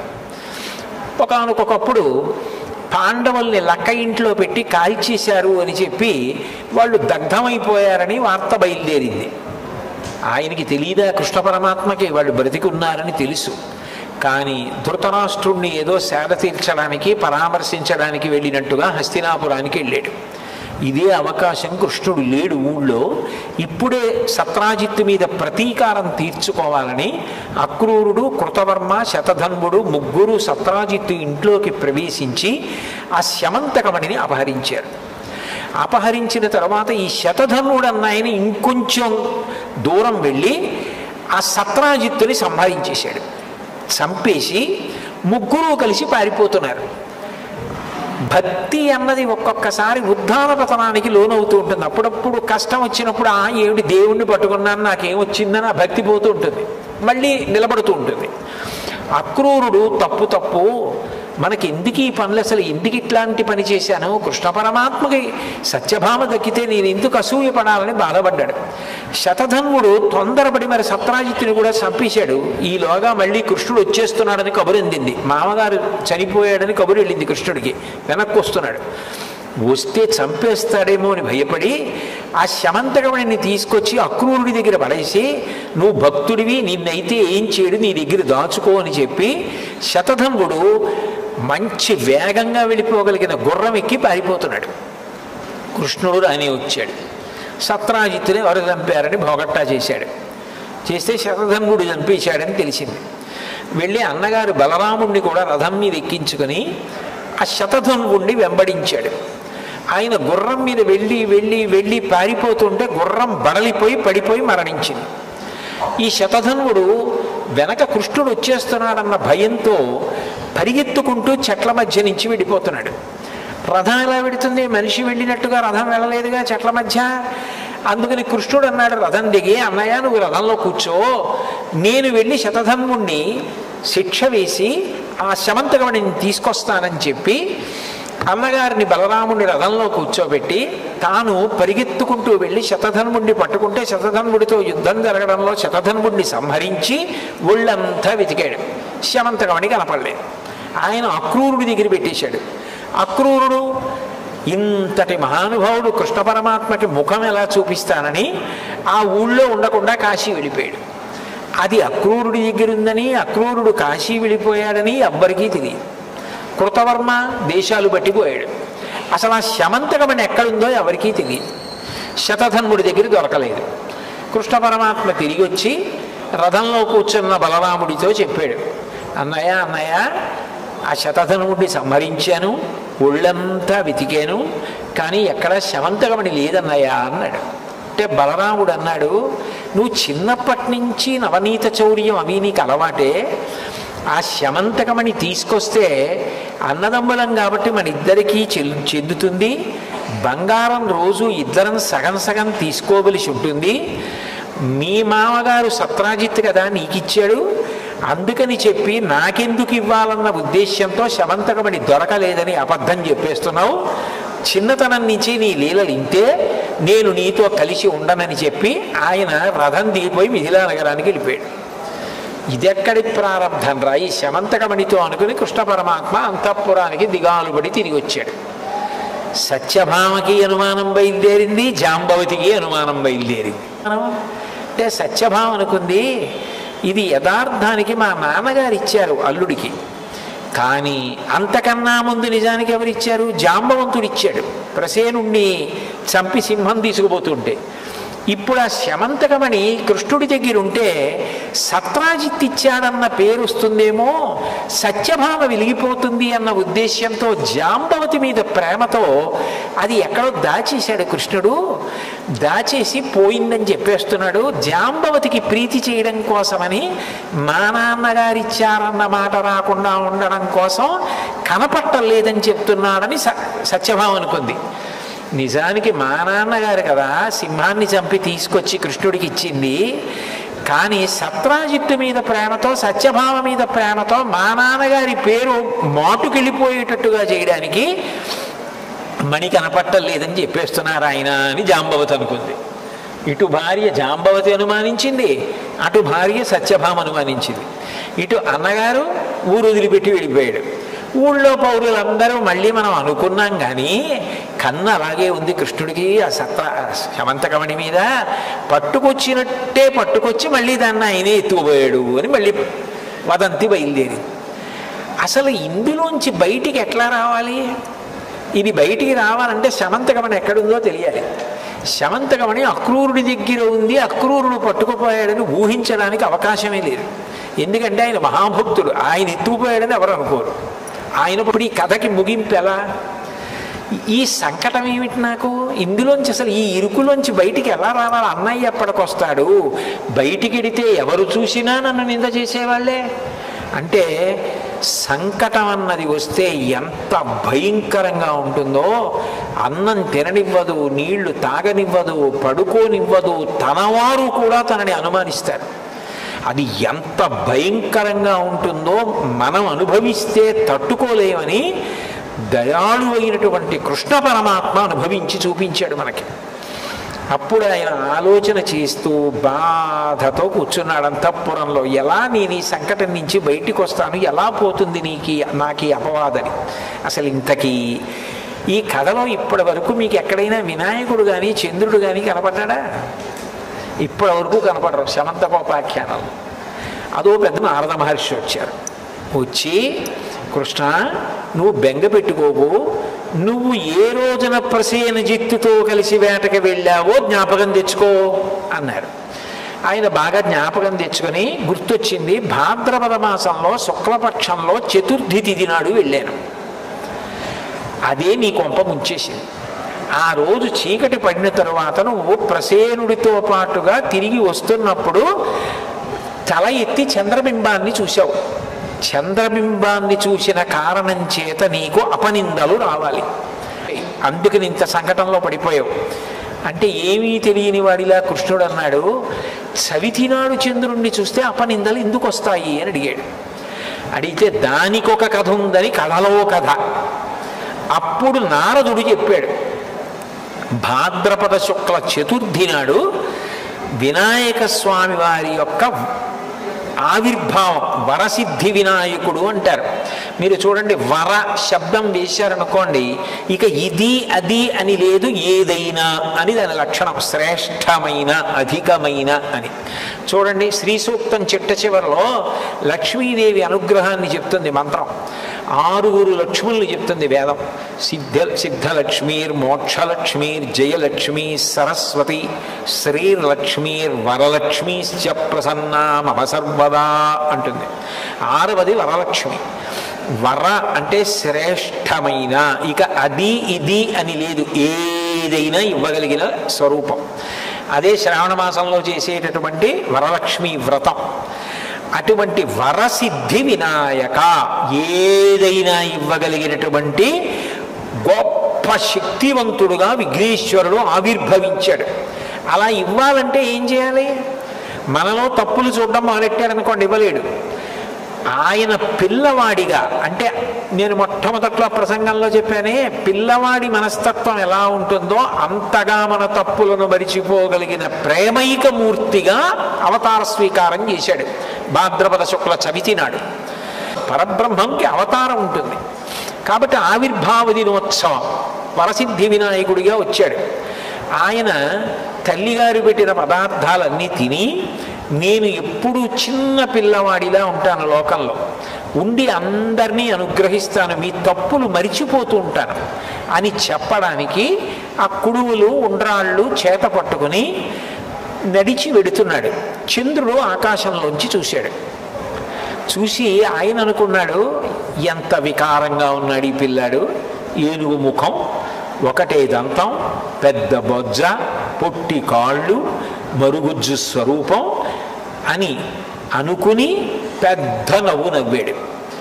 చంద్రుడికి ఎందుకు విఘ్నేశ్వరుణ్ణి చూస్తే అంత నవ్వు వచ్చిందంటే, లోకంలో ఎవరైనా చాలా అందంగా ఉన్నారనుకోండి, వెంటనే చంద్రుడి లాంటి ముఖం ఉన్నవాళ్ళు అని వర్ణిస్తారు. చంద్రముఖి అని మనకి వర్ణన కనపడుతుంటుంది, ఆమె ముఖము బింబము వలె ఉన్నది అని. చంద్రుడు అంటే అందగాడు అని లోకంలో ఒక ప్రఖ్యాతి. అయితే నిజానికి బాహ్యంగా చాలా అందంగా ఉంటాడేమో కానీ చంద్రుడు, ఆయన ప్రవర్తన యందు దోషాలు ఉన్నాయి. దోషాలు ఉండబట్టే కదా కళలు పెరగడం తరగడం మామగారి శాపం ఇచ్చాడు. అలాగే గురువుగారి విషయంలో కూడా దోషం ఉందని కదా చంద్రుడి గురించి లోకంలో ప్రఖ్యాతి. నడవడి విషయంలో అందరినీ అనుగ్రహించడంలో విఘ్నేశ్వరుడు గొప్పవాడు. కేవలంగా బాహ్యంలో అందంగా ఉండేవాడు చంద్రుడు. నిజానికి ప్రవర్తనలో అనుగ్రహించడంలో విఘ్నేశ్వరుడు ఎక్కడ, చంద్రుడు ఎక్కడ? పిల్లవాడి రూపంలో ఉండి నేను అందరినీ క్షమిస్తాను, నా విశాల హృదయం ఇటువంటిదని చెప్పడానికి వినాయకుడు పిల్లవాడిగా వెడుతుంటే ఆయన్ని చూసి పక పక పక పక నవ్వాడు. వెంటనే వినాయకుడు ఆలోచించి, ఓహో నీకు అందం ఎందుకు వచ్చింది? పరబ్రహ్మమైనటువంటి నేను అనుగ్రహించబట్టి. నిలగాన్ని అన్న అహంకారంతో నన్ను చూసి వికటంగా నవ్వావు. మనిషికి ఏదైనా ఉండొచ్చు, అహంకారం స్వార్థం ఈ రెండు మనిషిని వృద్ధిలోకి రానివ్వవు. ప్రతిదానికి స్వార్థమే. ఎప్పుడూ ఒళ్ళు కందకూడదు, బట్ట నలగకూడదు, ఏ పని చేయకూడదు. అట్లా బ్రతికేద్దామని అనుకోవడం తప్పు కదా. ఒళ్ళు నలగాలి, చెమట పట్టాలి, సమాజం కోసం కష్టపడాలి, ఏదో ఒక పని చెయ్యాలి. ఏమీ చెయ్యకుండా కూర్చుంటానంటే దానివలన ఎలా శ్రేయస్సు కలుగుతుంది? అది మంచి పద్ధతి కానే కాదు. కాబట్టి నీకు అహంకారం కలిగింది, స్వార్థం ఉన్నది, ఈ రెండు నీకున్నాయి. కాబట్టి దీనికి విరుగుడు నీకు శాపం ఇస్తున్నాను. అందరూ నిన్ను చూసి అబ్బా చంద్రబింబం, అబ్బా చంద్రబింబం అంటారని కదూ నీకు అహంకారం. ఇవాళ నుంచి నిన్ను ఎవరైనా చూస్తే లోకంలో వాళ్ళకి అపనిందలు వస్తాయి అని శపించాడు విఘ్నేశ్వరుడు. వెంటనే లోకంలో ఉన్న వాళ్ళందరూ ఈ వార్త తెలిసింది. చంద్రబింబం కనపడింది అనుకోండి, భాద్రపద శుక్ల చవితి నాడు కాదు, ఎప్పుడైనా సరే చంద్రబింబం కనపడింది అనుకోండి అపవాదులు వస్తాయి. అయ్య బాబోయ్ అని చీకటి పడేటప్పటికీ చంద్రుణ్ణి చూడడం మానేశారు. అందరూ ఉత్తరీయాలు అడ్డు పెట్టుకుని ఈ చంద్రుడు ఒకడు ఆకాశంలో కనపడతాడో ఏమిటో బాబాయ్ అపవాదులు వస్తాయని నింద చేయడం మొదలెట్టారు. లోకానికి పోకడది. చీకటి పడకముందే పని పూర్తి చేసుకోండి, బయటికి వెడితే ఆయనోడు ఆకాశంలో అండం మొదలెట్టారు. అందరూ తనని నింద చేస్తుంటే, తనని చూసేటప్పటికి పొంగిపోయిన వాళ్ళు అందరూ నింద చేస్తుంటే తట్టుకోలేక చంద్రుడు పాల సముద్రంలోకి వెళ్ళిపోయాడు. మళ్ళీ చంద్రుడు పాల సముద్రంలోకి వెళ్ళిపోతే లోకానికి ఇబ్బంది ఏమిటి అంటే ఓషధీతత్వం పోయింది. చంద్రుడిలోంచి అమృతం స్రవిస్తూ ఉంటుంది. ఆ పాతాళ నభస్థలాంత భువన బ్రహ్మాండమా విస్ఫురత్ జ్యోతిస్ఫాటికలింగమౌళి విలసత్పూర్ణేందువంతామృతై అస్తోకప్లుతమీకమీశమనిశం రుద్రానువాకాన్ జపం ధ్యాయే దీప్సిత సిద్ధయే ధ్రువపదం విప్రోభిషించేచ్చివం బ్రహ్మాండ వ్యాప్త దేహాభసిత హిమరుచాభాసమానాభుజంగై కంఠే కాళాః కపర్దాః కలిత శశికళాశ్చండ కోదండహస్తాః త్రక్షా రుద్రాక్షమాలా సల్లిత వపుషశాంభవామూర్తిభేదాః రుద్రాస్త్రీ రుద్రసూక్త ప్రకటిత విభవాన ప్రయచ్చస్తు సౌఖ్యం అంటారు కదా. రుద్రాధ్యాయంలో శివలింగానికి అభిషేకం చేసే ముందు ప్రార్థన అది.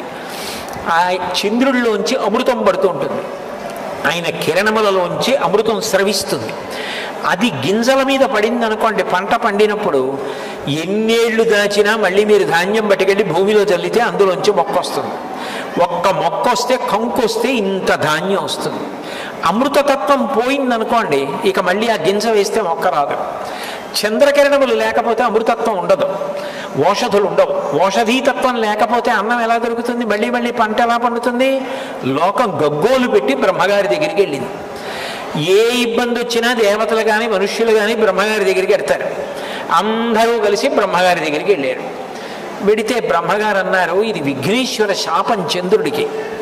ఆయన విఘ్నేశ్వరుణ్ణి చూసి వికటంగా నవ్వాడు. అహంకారంతో, స్వార్థంతో శపించాడు విఘ్నేశ్వరుడు. నిన్ను చూస్తే అపనిందలు వస్తాయని. ఆయన తీయాల శాపం, ఆయన పరబ్రహ్మం, నేను తీయకూడదు.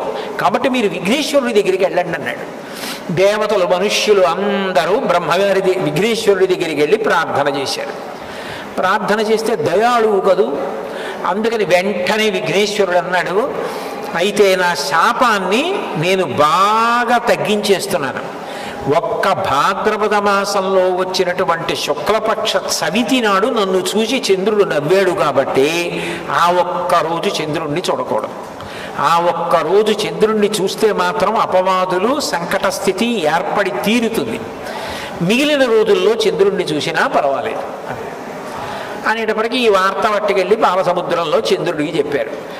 అమ్మయ్యా, విఘ్నేశ్వరుడు నాకు శాపాన్ని విముక్తి చేశాడు. ఇంకెప్పుడు నా జన్మలో అహంకారం జోలికి పోను, స్వార్థం జోలికి పోను. ఎందుకు పనికొస్తుంది వాక్యంలో అందం? విఘ్నేశ్వరుడిలా ఉండాలి మనిషి అని తెలుసుకుని చంద్రుడు చెంపలేసుకుని బయట వచ్చాడు. విఘ్నేశ్వరుడు ఎంత దయాళు అంటే ఆయన చంద్రుడు తప్పు తెలుసుకున్నాడని పొంగిపోయి నృత్యం చేశాడు. ఎవరైనా నృత్యం చేయడానికి వచ్చారనుకోండి, వాళ్ళు చాలా విపరీతమైన లావుగా పొట్టిగా ఉన్నారనుకోండి, వాళ్ళు నృత్యం చేస్తే నవ్వుతారు. నృత్యం చేయాలంటే ఏదో సన్నగా శరీరం దానికి సహకరించేటట్టుగా అందంగా ఉంటే నృత్యం చేస్తే బాగుంటుంది. అంతేగాని విఘ్నేశ్వరుడు నృత్యం చేయడం ఏమిటి అంటే, ఆయన అవతలవాడు తన తప్పు తెలుసుకుంటే సంతోషాన్ని పట్టలేకపోయాడు. పట్టలేక నృత్యం చేశాడు. చంద్రుడు వచ్చి క్షమాపణను అడిగాడని కాదు, చంద్రుడు తప్పు తెలుసుకున్నాడు చాలు. ఎవడి తప్పు వాడు తెలుసుకుంటే చాలు. నృత్యం చేస్తే నృత్య గణపతి స్వరూపం వచ్చింది. అప్పుడు చంద్రుడు వచ్చి మళ్ళీ ఆకాశంలోకి ఎక్కాడు. మళ్ళీ ఓషధీతత్వం వచ్చింది. మళ్ళీ వెనక్కి రండి.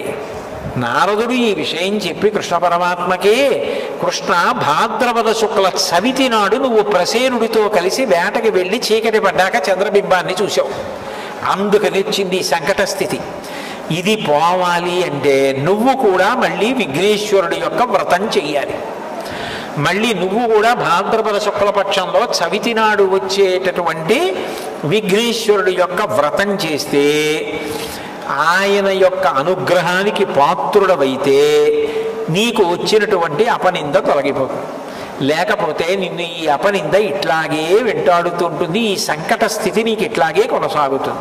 అంటే కృష్ణ పరమాత్మ అంతటి వాడు భాద్రపద మాసంలో శుక్లపక్షంలో వచ్చేటటువంటి చవితి నాడు వినాయకుడిని ప్రార్థన చేస్తే ఈ వ్రతాన్ని ఇట్లా చెయ్యమని చెప్పినవాడు విఘ్నేశ్వరుడే. అందులో ప్రధాన నైవేద్యం కూడా ఏమిటి అంటే దోసపండు. దోసకాయ లేతగా ఉంటుంది.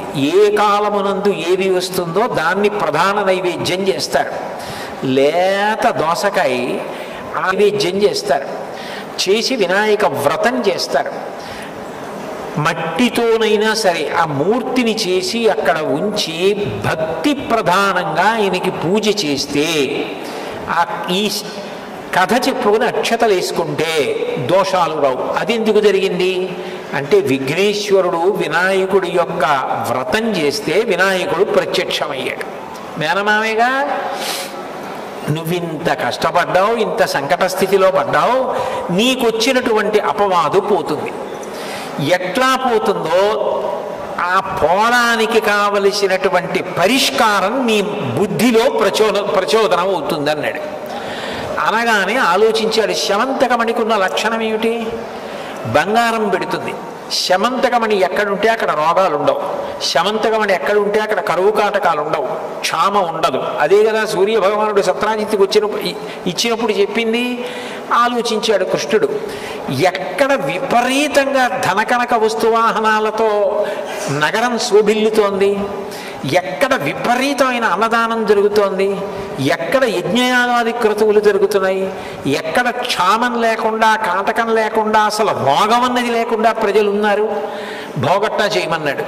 కాశీపట్టణం అసలు ఏ విధమైన సమస్య లేకుండా శోభిల్లుతోందన్నారు. కృష్ణుడు గమనించాడు. అంటే శమంతకమని అక్కడ ఉంది. శమంతకమని అక్కడ ఎవరి దగ్గర ఉండే అవకాశం ఉంది?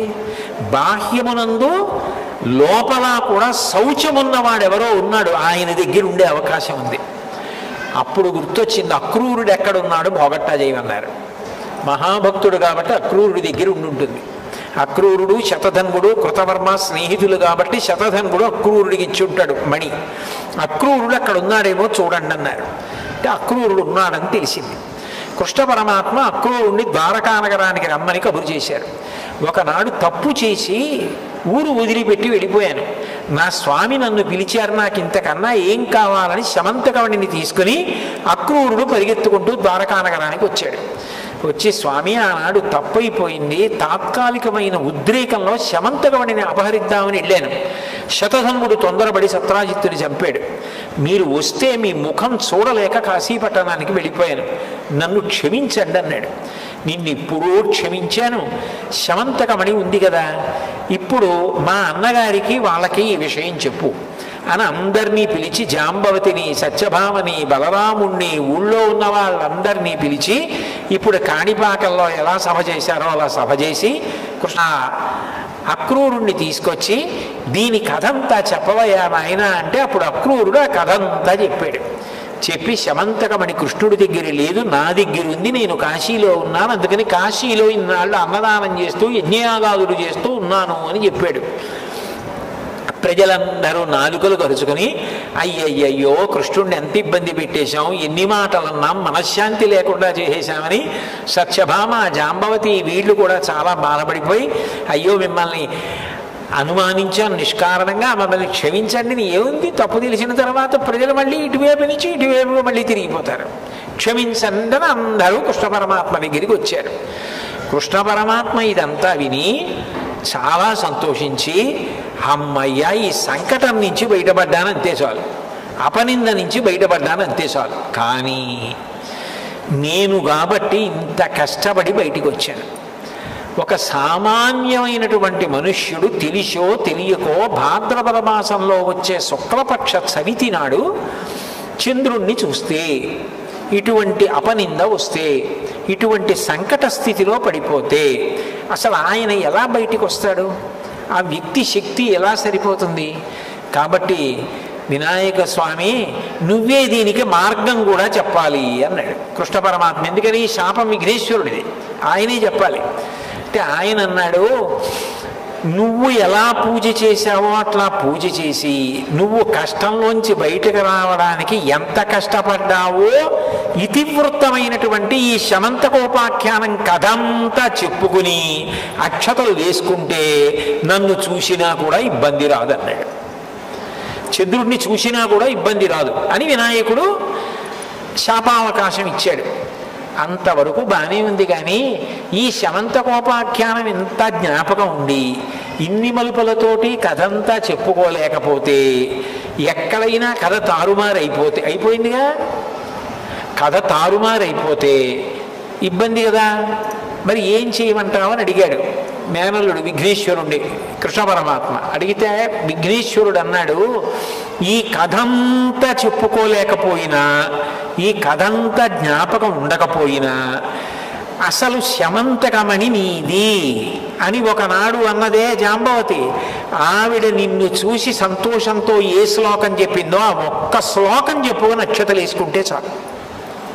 సింహప్రసేనమధీహి సింహో జాంబవతాహతః సుకుమారక మారుధీహి తవ హ్యేషాస్యమంతకః నీ అని ఆ శ్లోకంలో ఉంది. కాబట్టి ఆ శ్లోకం ఒక్కటి చెప్పుకొని అక్షతలు వేసుకున్న వాళ్ళకి వినాయకమణి నేను దక్కుతాను, కృష్ణమణి నువ్వు దక్కుతావు, చంద్రమణి ఆయన దక్కుతాడు, ఏ విధమైనటువంటి ఇబ్బందులు ఉండవు, శమంతకమణి నా అనుగ్రహం అంతకన్నా గొప్పది, ఇన్నీ కూడా వాళ్ళకి దక్కుతాయి. అందుకని ఈ శ్లోకం ఒక్కటి చెప్పుకుంటే చాలన్నాడు. చంద్రుడు అన్నాడు, భగవన్ మీరు ఎంతటి దయామయులు, ఇంత గొప్పగా అనుగ్రహించారే, కానీ ఒకనాడు నేను అహంకారానికి పోవడం వల్ల కదా ఇంత జరిగింది. నిజంగా మనిషికి అహంకారం స్వార్థం ఎంత ప్రమాదకరమైనవో, దానివల్ల ఎంతమంది బాధపడతారో నాకు అర్థమైంది, క్షమించండి అని అడిగాడు.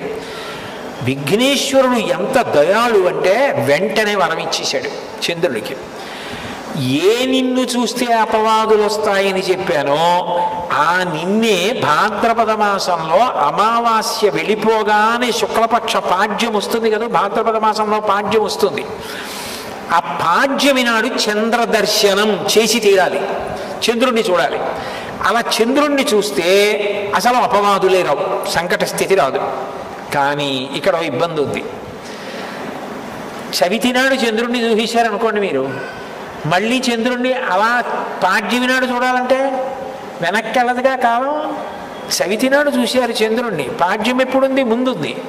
పాడ్యమి నాడు చూడాలంటే మళ్ళీ మీరు ఎంతకాలం ఎదురు చూడాలి మళ్ళీ చంద్రుణ్ణి చూడాలంటే. అందుకని ఇంకేదైనా ఉపకారం చెప్పు, పొరపాటున చవితి నాడు చూసేస్తే అన్నాళ్ళు బాధపడకుండా బయటికి వచ్చేయడానికి ఉపకారం చెప్పు నాకని అడిగాడు. చేయడానికి కాదు, అసలు సంకటమే రాకుండా నా అనుగ్రహం నిరంతరం కాపాడాలి అంటే, అసలు మనిషి ప్రమాదముల జోలికి ఇబ్బందుల జోలికి వెళ్లకుండా రక్షింపబడడానికి నేను ఒక గొప్ప ఉపకారం లోకానికి చేస్తాను.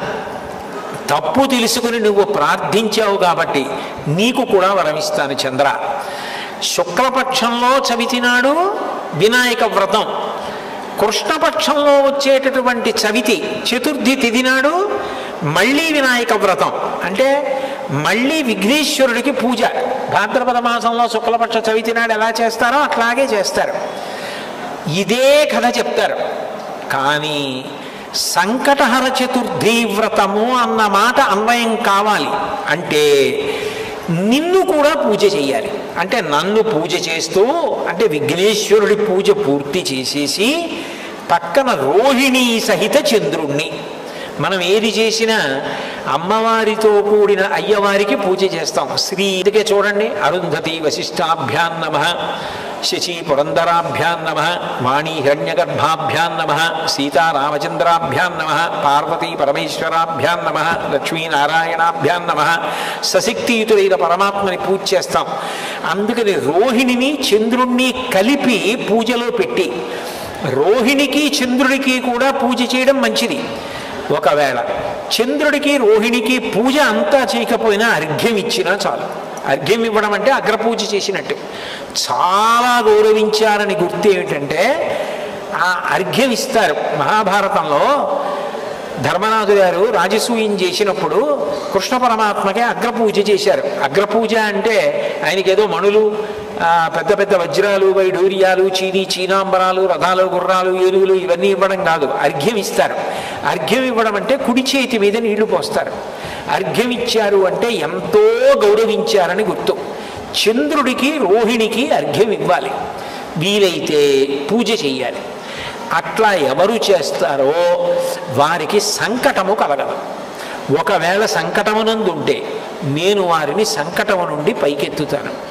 కాబట్టి అది సంకటహర చతుర్థి అన్న పేరుతో జరుగుతుంది. శుక్లపక్షంలో వచ్చేది వరసిద్ధి వినాయక వ్రతం, కృష్ణపక్షంలో వచ్చేటటువంటి చతుర్థి సంకటహర చతుర్థి అని పిలువబడుతుంది. శుక్లపక్షంలో వచ్చే దానిలో చంద్రుడికి రోహిణికి పూజ లేదు. కృష్ణపక్షంలో అదే చంద్రుడికి మళ్ళీ పూజ ఇచ్చేశాడు. అమావాస్య వెళ్ళిన పాడ్యమి నాడు, అందుకే మీరు పంచాంగం చూడండి, చంద్ర దర్శనం అని రాసుంటుంది. అంటే చంద్రుణ్ణి చూడాల. మీరు చంద్రుణ్ణి అమావాస్య వెళ్ళిన పాడ్యమి నాడు కనపడకపోతే ఇంకొక వరం ఇచ్చాడు. తృతీయ తదియనాడు చంద్రుణ్ణి చూసినా పర్వాలేదు. ఎందుకనంటే తదియనాడు ఏ చంద్రరేఖ ఉంటుందో అదే అమ్మవారి కొప్పులో ఉంటుంది. అదే చంద్రరేఖ పరమశివుడి యొక్క కొప్పులో ఉంటుంది. అదే చంద్రరేఖ సరస్వతీదేవి కొప్పులో ఉంటుంది. శరజ్యోత్స్నా శుద్ధాం శశియుత జటాజూటమకుటాం వరత్రాసత్రాణ స్ఫటిక గుటికా పుస్తకరాం సకృన్నత్వా నత్వా కథమివ సతాం సన్నిధదతే మధుక్షీరద్రాక్ష మధురి మధురీణా పండితయ అంటారు శంకరులు సౌందర్యలహరిలో. సరస్వతీదేవి కొప్పులో ఉంటుంది. శంకరుడు సరే చంద్రోద్భాసిత శేఖరే స్మరహరే గంగాధరే శంకరే సర్పైర్భూషిత కంఠకర్ణ వివరే నేత్రోద్ధ వైశ్వానరే దంతిత్వకృత సుందరాంబరధరే త్రైలోక్య సారే హరే మోక్షార్థం కురుచిత్త వృత్తి మమలాం అంతైస్తు కింకర్మభిః అని పరమశివుడి కొప్పులో ఉంటుంది తదినాటి చంద్రరేఖ. అమ్మవారి కొప్పులో ఉంటుంది. అందుకే కామాక్షి పరదేవత ఆ చంద్రరేఖ ధరించి ఉంటుంది. చంద్రమౌళీశ్వరి ఆవిడ. వినాయకుడు కూడా చంద్రరేఖని ధరిస్తాడు. తదియనాటి చంద్రరేఖని ఆయన కూడా ధరిస్తాడు. కానీ మిగిలినటువంటి దేవతా స్వరూపాలకి ఈ విఘ్నేశ్వరుడు చంద్రరేఖని ధరించడానికి ఓ తేడా ఉంటుంది. మిగిలిన వాళ్ళందరూ కొప్పులో పక్కకి పెట్టుకుంటారు ఇలాగా. మీరు అందుకే చూడండి, ఇలా పక్కకి చంద్రవంక అంటారు కదా, నెలవంక. శుక్లపక్ష తది నాటి చంద్రరేఖ ఇలా ఉంటుంది, ఈ పక్కకి పెట్టుకుంటారు. ఒక్క విఘ్నేశ్వరుడు మాత్రం ఇలా పెట్టుకుంటాడు తల మీద. అందుకే బాలచంద్రం భాలో భా. అందుకే సుముఖశ్చైకదంతశ్చ కపిలో గజకర్ణకః లంబోదరశ్చ వికటో విఘ్నరాజో గణాధిపః ధూమకేతుర్గణాధ్యక్ష బాలచంద్రో గజాననః. బాలచంద్రో, ఒక్కొక్కసారి బాలచంద్రో అంటుంటారు, దోషమేం కాదు.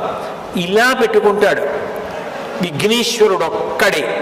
ఎందుకు అట్లా పెట్టుకుంటాడంటే ఈ వరం ఇచ్చింది నేనే. భాద్రపద శుక్ల పాడ్యమి నాడు చంద్రదర్శనం అంత గొప్పదని నిర్ణయించింది నేనే. అది కనపడకపోతే తదియనాటి చంద్రరేఖని మీరు పార్వతీ పరమేశ్వరుడు సరస్వతీదేవి విఘ్నేశ్వరుడు యొక్క శిరోభాగమునందు చూడవచ్చు. ఆ చంద్రవంకని చూద్దాం. అందుకే సశాస్త్రీయమైనటువంటి విఘ్నేశ్వరమూర్తికి ఇలా చంద్రవంక ఉండి దర్శనం చేస్తే అది సర్వోత్కృష్టమైనటువంటి దర్శనం, అంత గొప్ప దర్శనం అటువంటి చంద్రవంకతో విఘ్నేశ్వరుడు ఉండడం. కాబట్టి ఈ కృష్ణపక్షంలో వచ్చేటటువంటి చతుర్థి తిథి నాడు సంకటహర చతుర్థి. అందున ఈ క్షేత్రం కాణిపాక క్షేత్రం. ఇక్కడ స్వయంభూగా విఘ్నేశ్వరుడు వెలిసిన క్షేత్రం. అందులో కలవు విఘ్ననాయక. కలియుగంలో విఘ్నేశ్వరుడి యొక్క ఉపాసన, చండీదేవి యొక్క ఉపాసన అంత గొప్పవి. విఘ్నేశ్వరుడు ప్రీతి చెందినంత తేలికగా ఏ దేవత ప్రీతి చెందరు. విఘ్నేశ్వరుడు ప్రీతి చెందడం. పైగా ఈ క్షేత్రం యొక్క గొప్పతనం ఏమిటంటే అపరాధము జరిగితే అనుగ్రహంతో వ్యక్తమయ్యాడు. నిజానికి ఇక్కడ వ్యక్తమైనప్పుడు ఆయన నూతిలో ఉన్నాడు. మరి ఈ ప్రాంతం యొక్క గొప్పతనం ఏమిటో కానీ ఇక్కడ పక్కనే షెన్పెక్కం అనే ఒక క్షేత్రం ఉంది. అక్కడ కూడా విఘ్నేశ్వరుడి మించి రథం వెళ్ళినప్పుడు రథచక్రాలు తగిలి తల పగిలి ఎత్తురు పైకి వచ్చింది.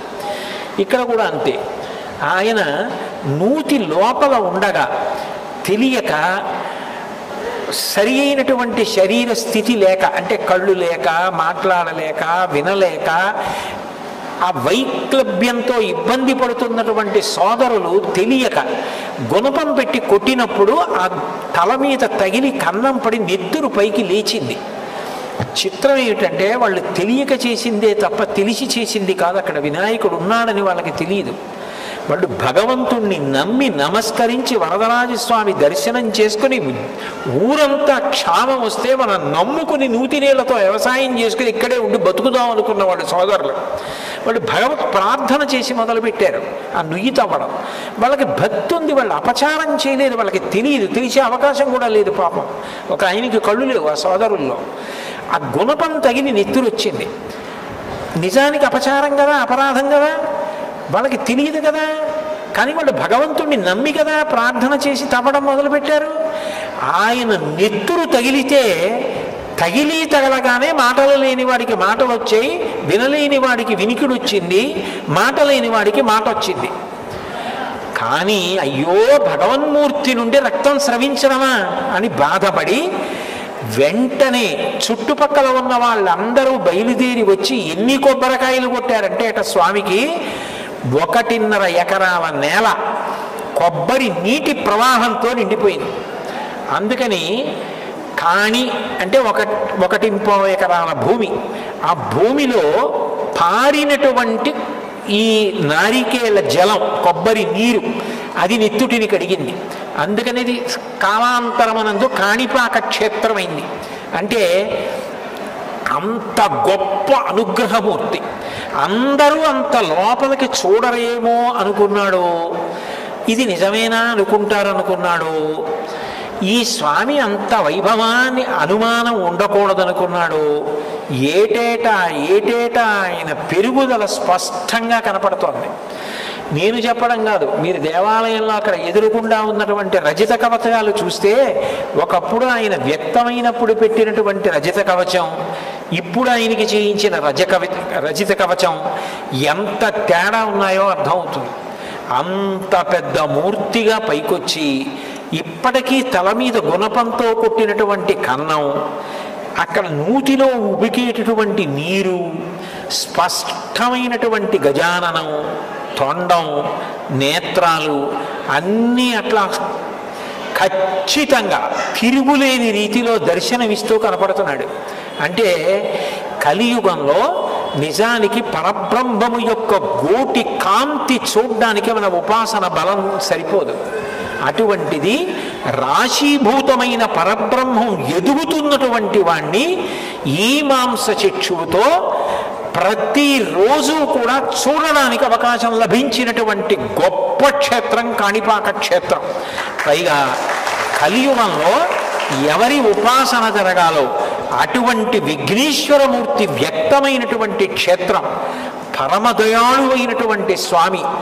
అటువంటి స్వామి సన్నిధానంలో ప్రతి కృష్ణపక్ష చతుర్థి నాడు కూడా సంకటహర చతుర్థి వ్రతాన్ని చేసుకోగలగడం, కానీ ఒక్కసారి సంకటహర చతుర్థి వ్రతాన్ని ఇక్కడ చేసుకోవడం, విఘ్నేశ్వరానుగ్రహంగా ప్రసాదంగా అక్షతలు వేయించుకోవడం ఎంత గొప్ప విషయం.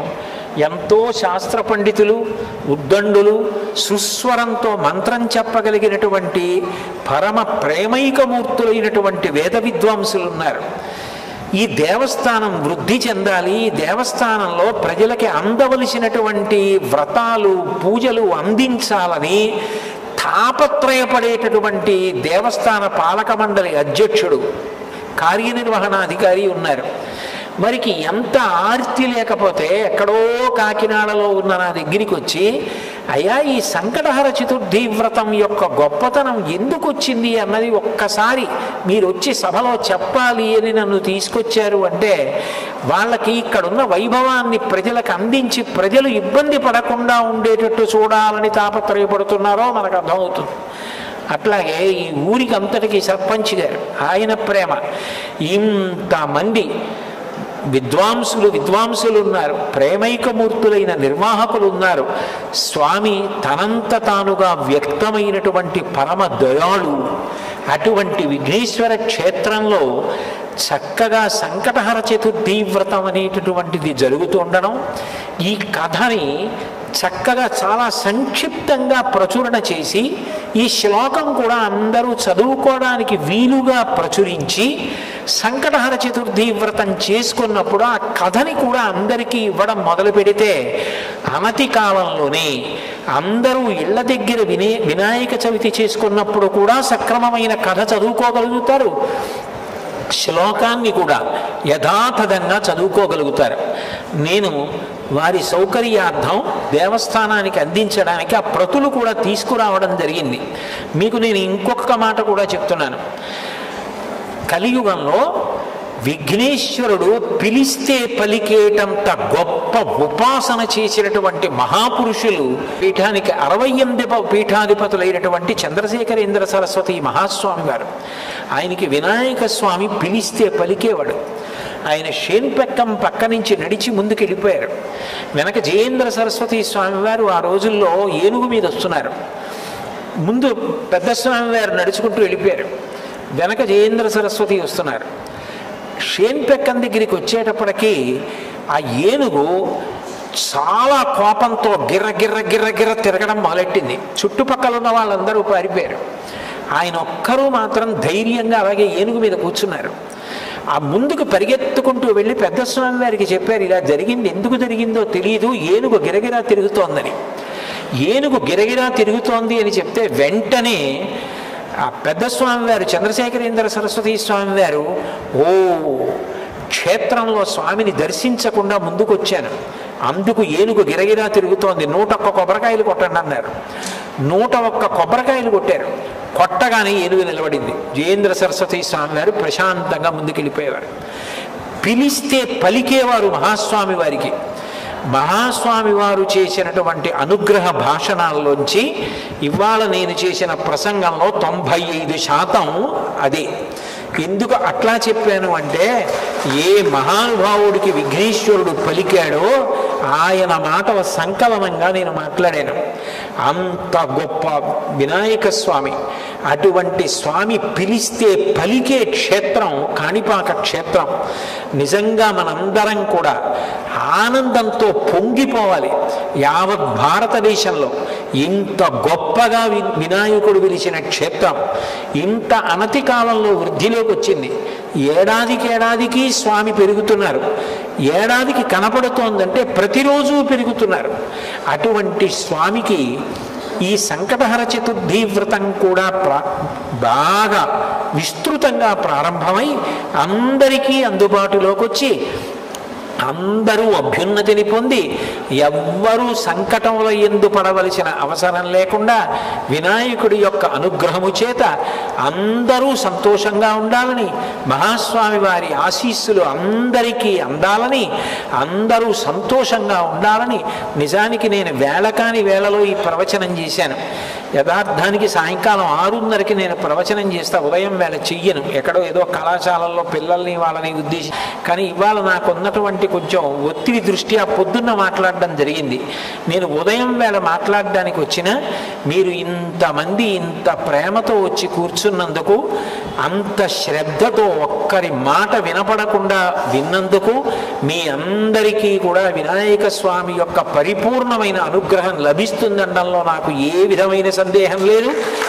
రాబో కాలంలో కష్టమన్న మాట వినపడకుండా దేశం సౌభాగ్యవంతమై సంకటహర చతుర్థి మనం ఒకసారి కాణిపాకం వెళ్ళి చేయించుకోవాలి అని అందరూ వచ్చి చేయించుకొని వినాయకుని యొక్క అనుగ్రహమునకు పాత్రులయ్యేటటువంటి రోజు తొందరలో రావాలని, అంత గొప్పగా వ్రతాలు ఇక్కడ జరగాలని కోరుకుంటూ అట్లా అనుగ్రహించమని, అట్లా జరగడానికి సమస్త విభూతులను వర్షించమని సిద్ధి బుద్ధి సహిత వరసిద్ధి వినాయక స్వామి వారి పాదార విందములకు నా శిరసు తాటించి నమస్కరిస్తూ మంగళాశాసనపరై మదాచార్యపూర్వైరాచార్యై సత్కృతాయాస్తు మంగళం.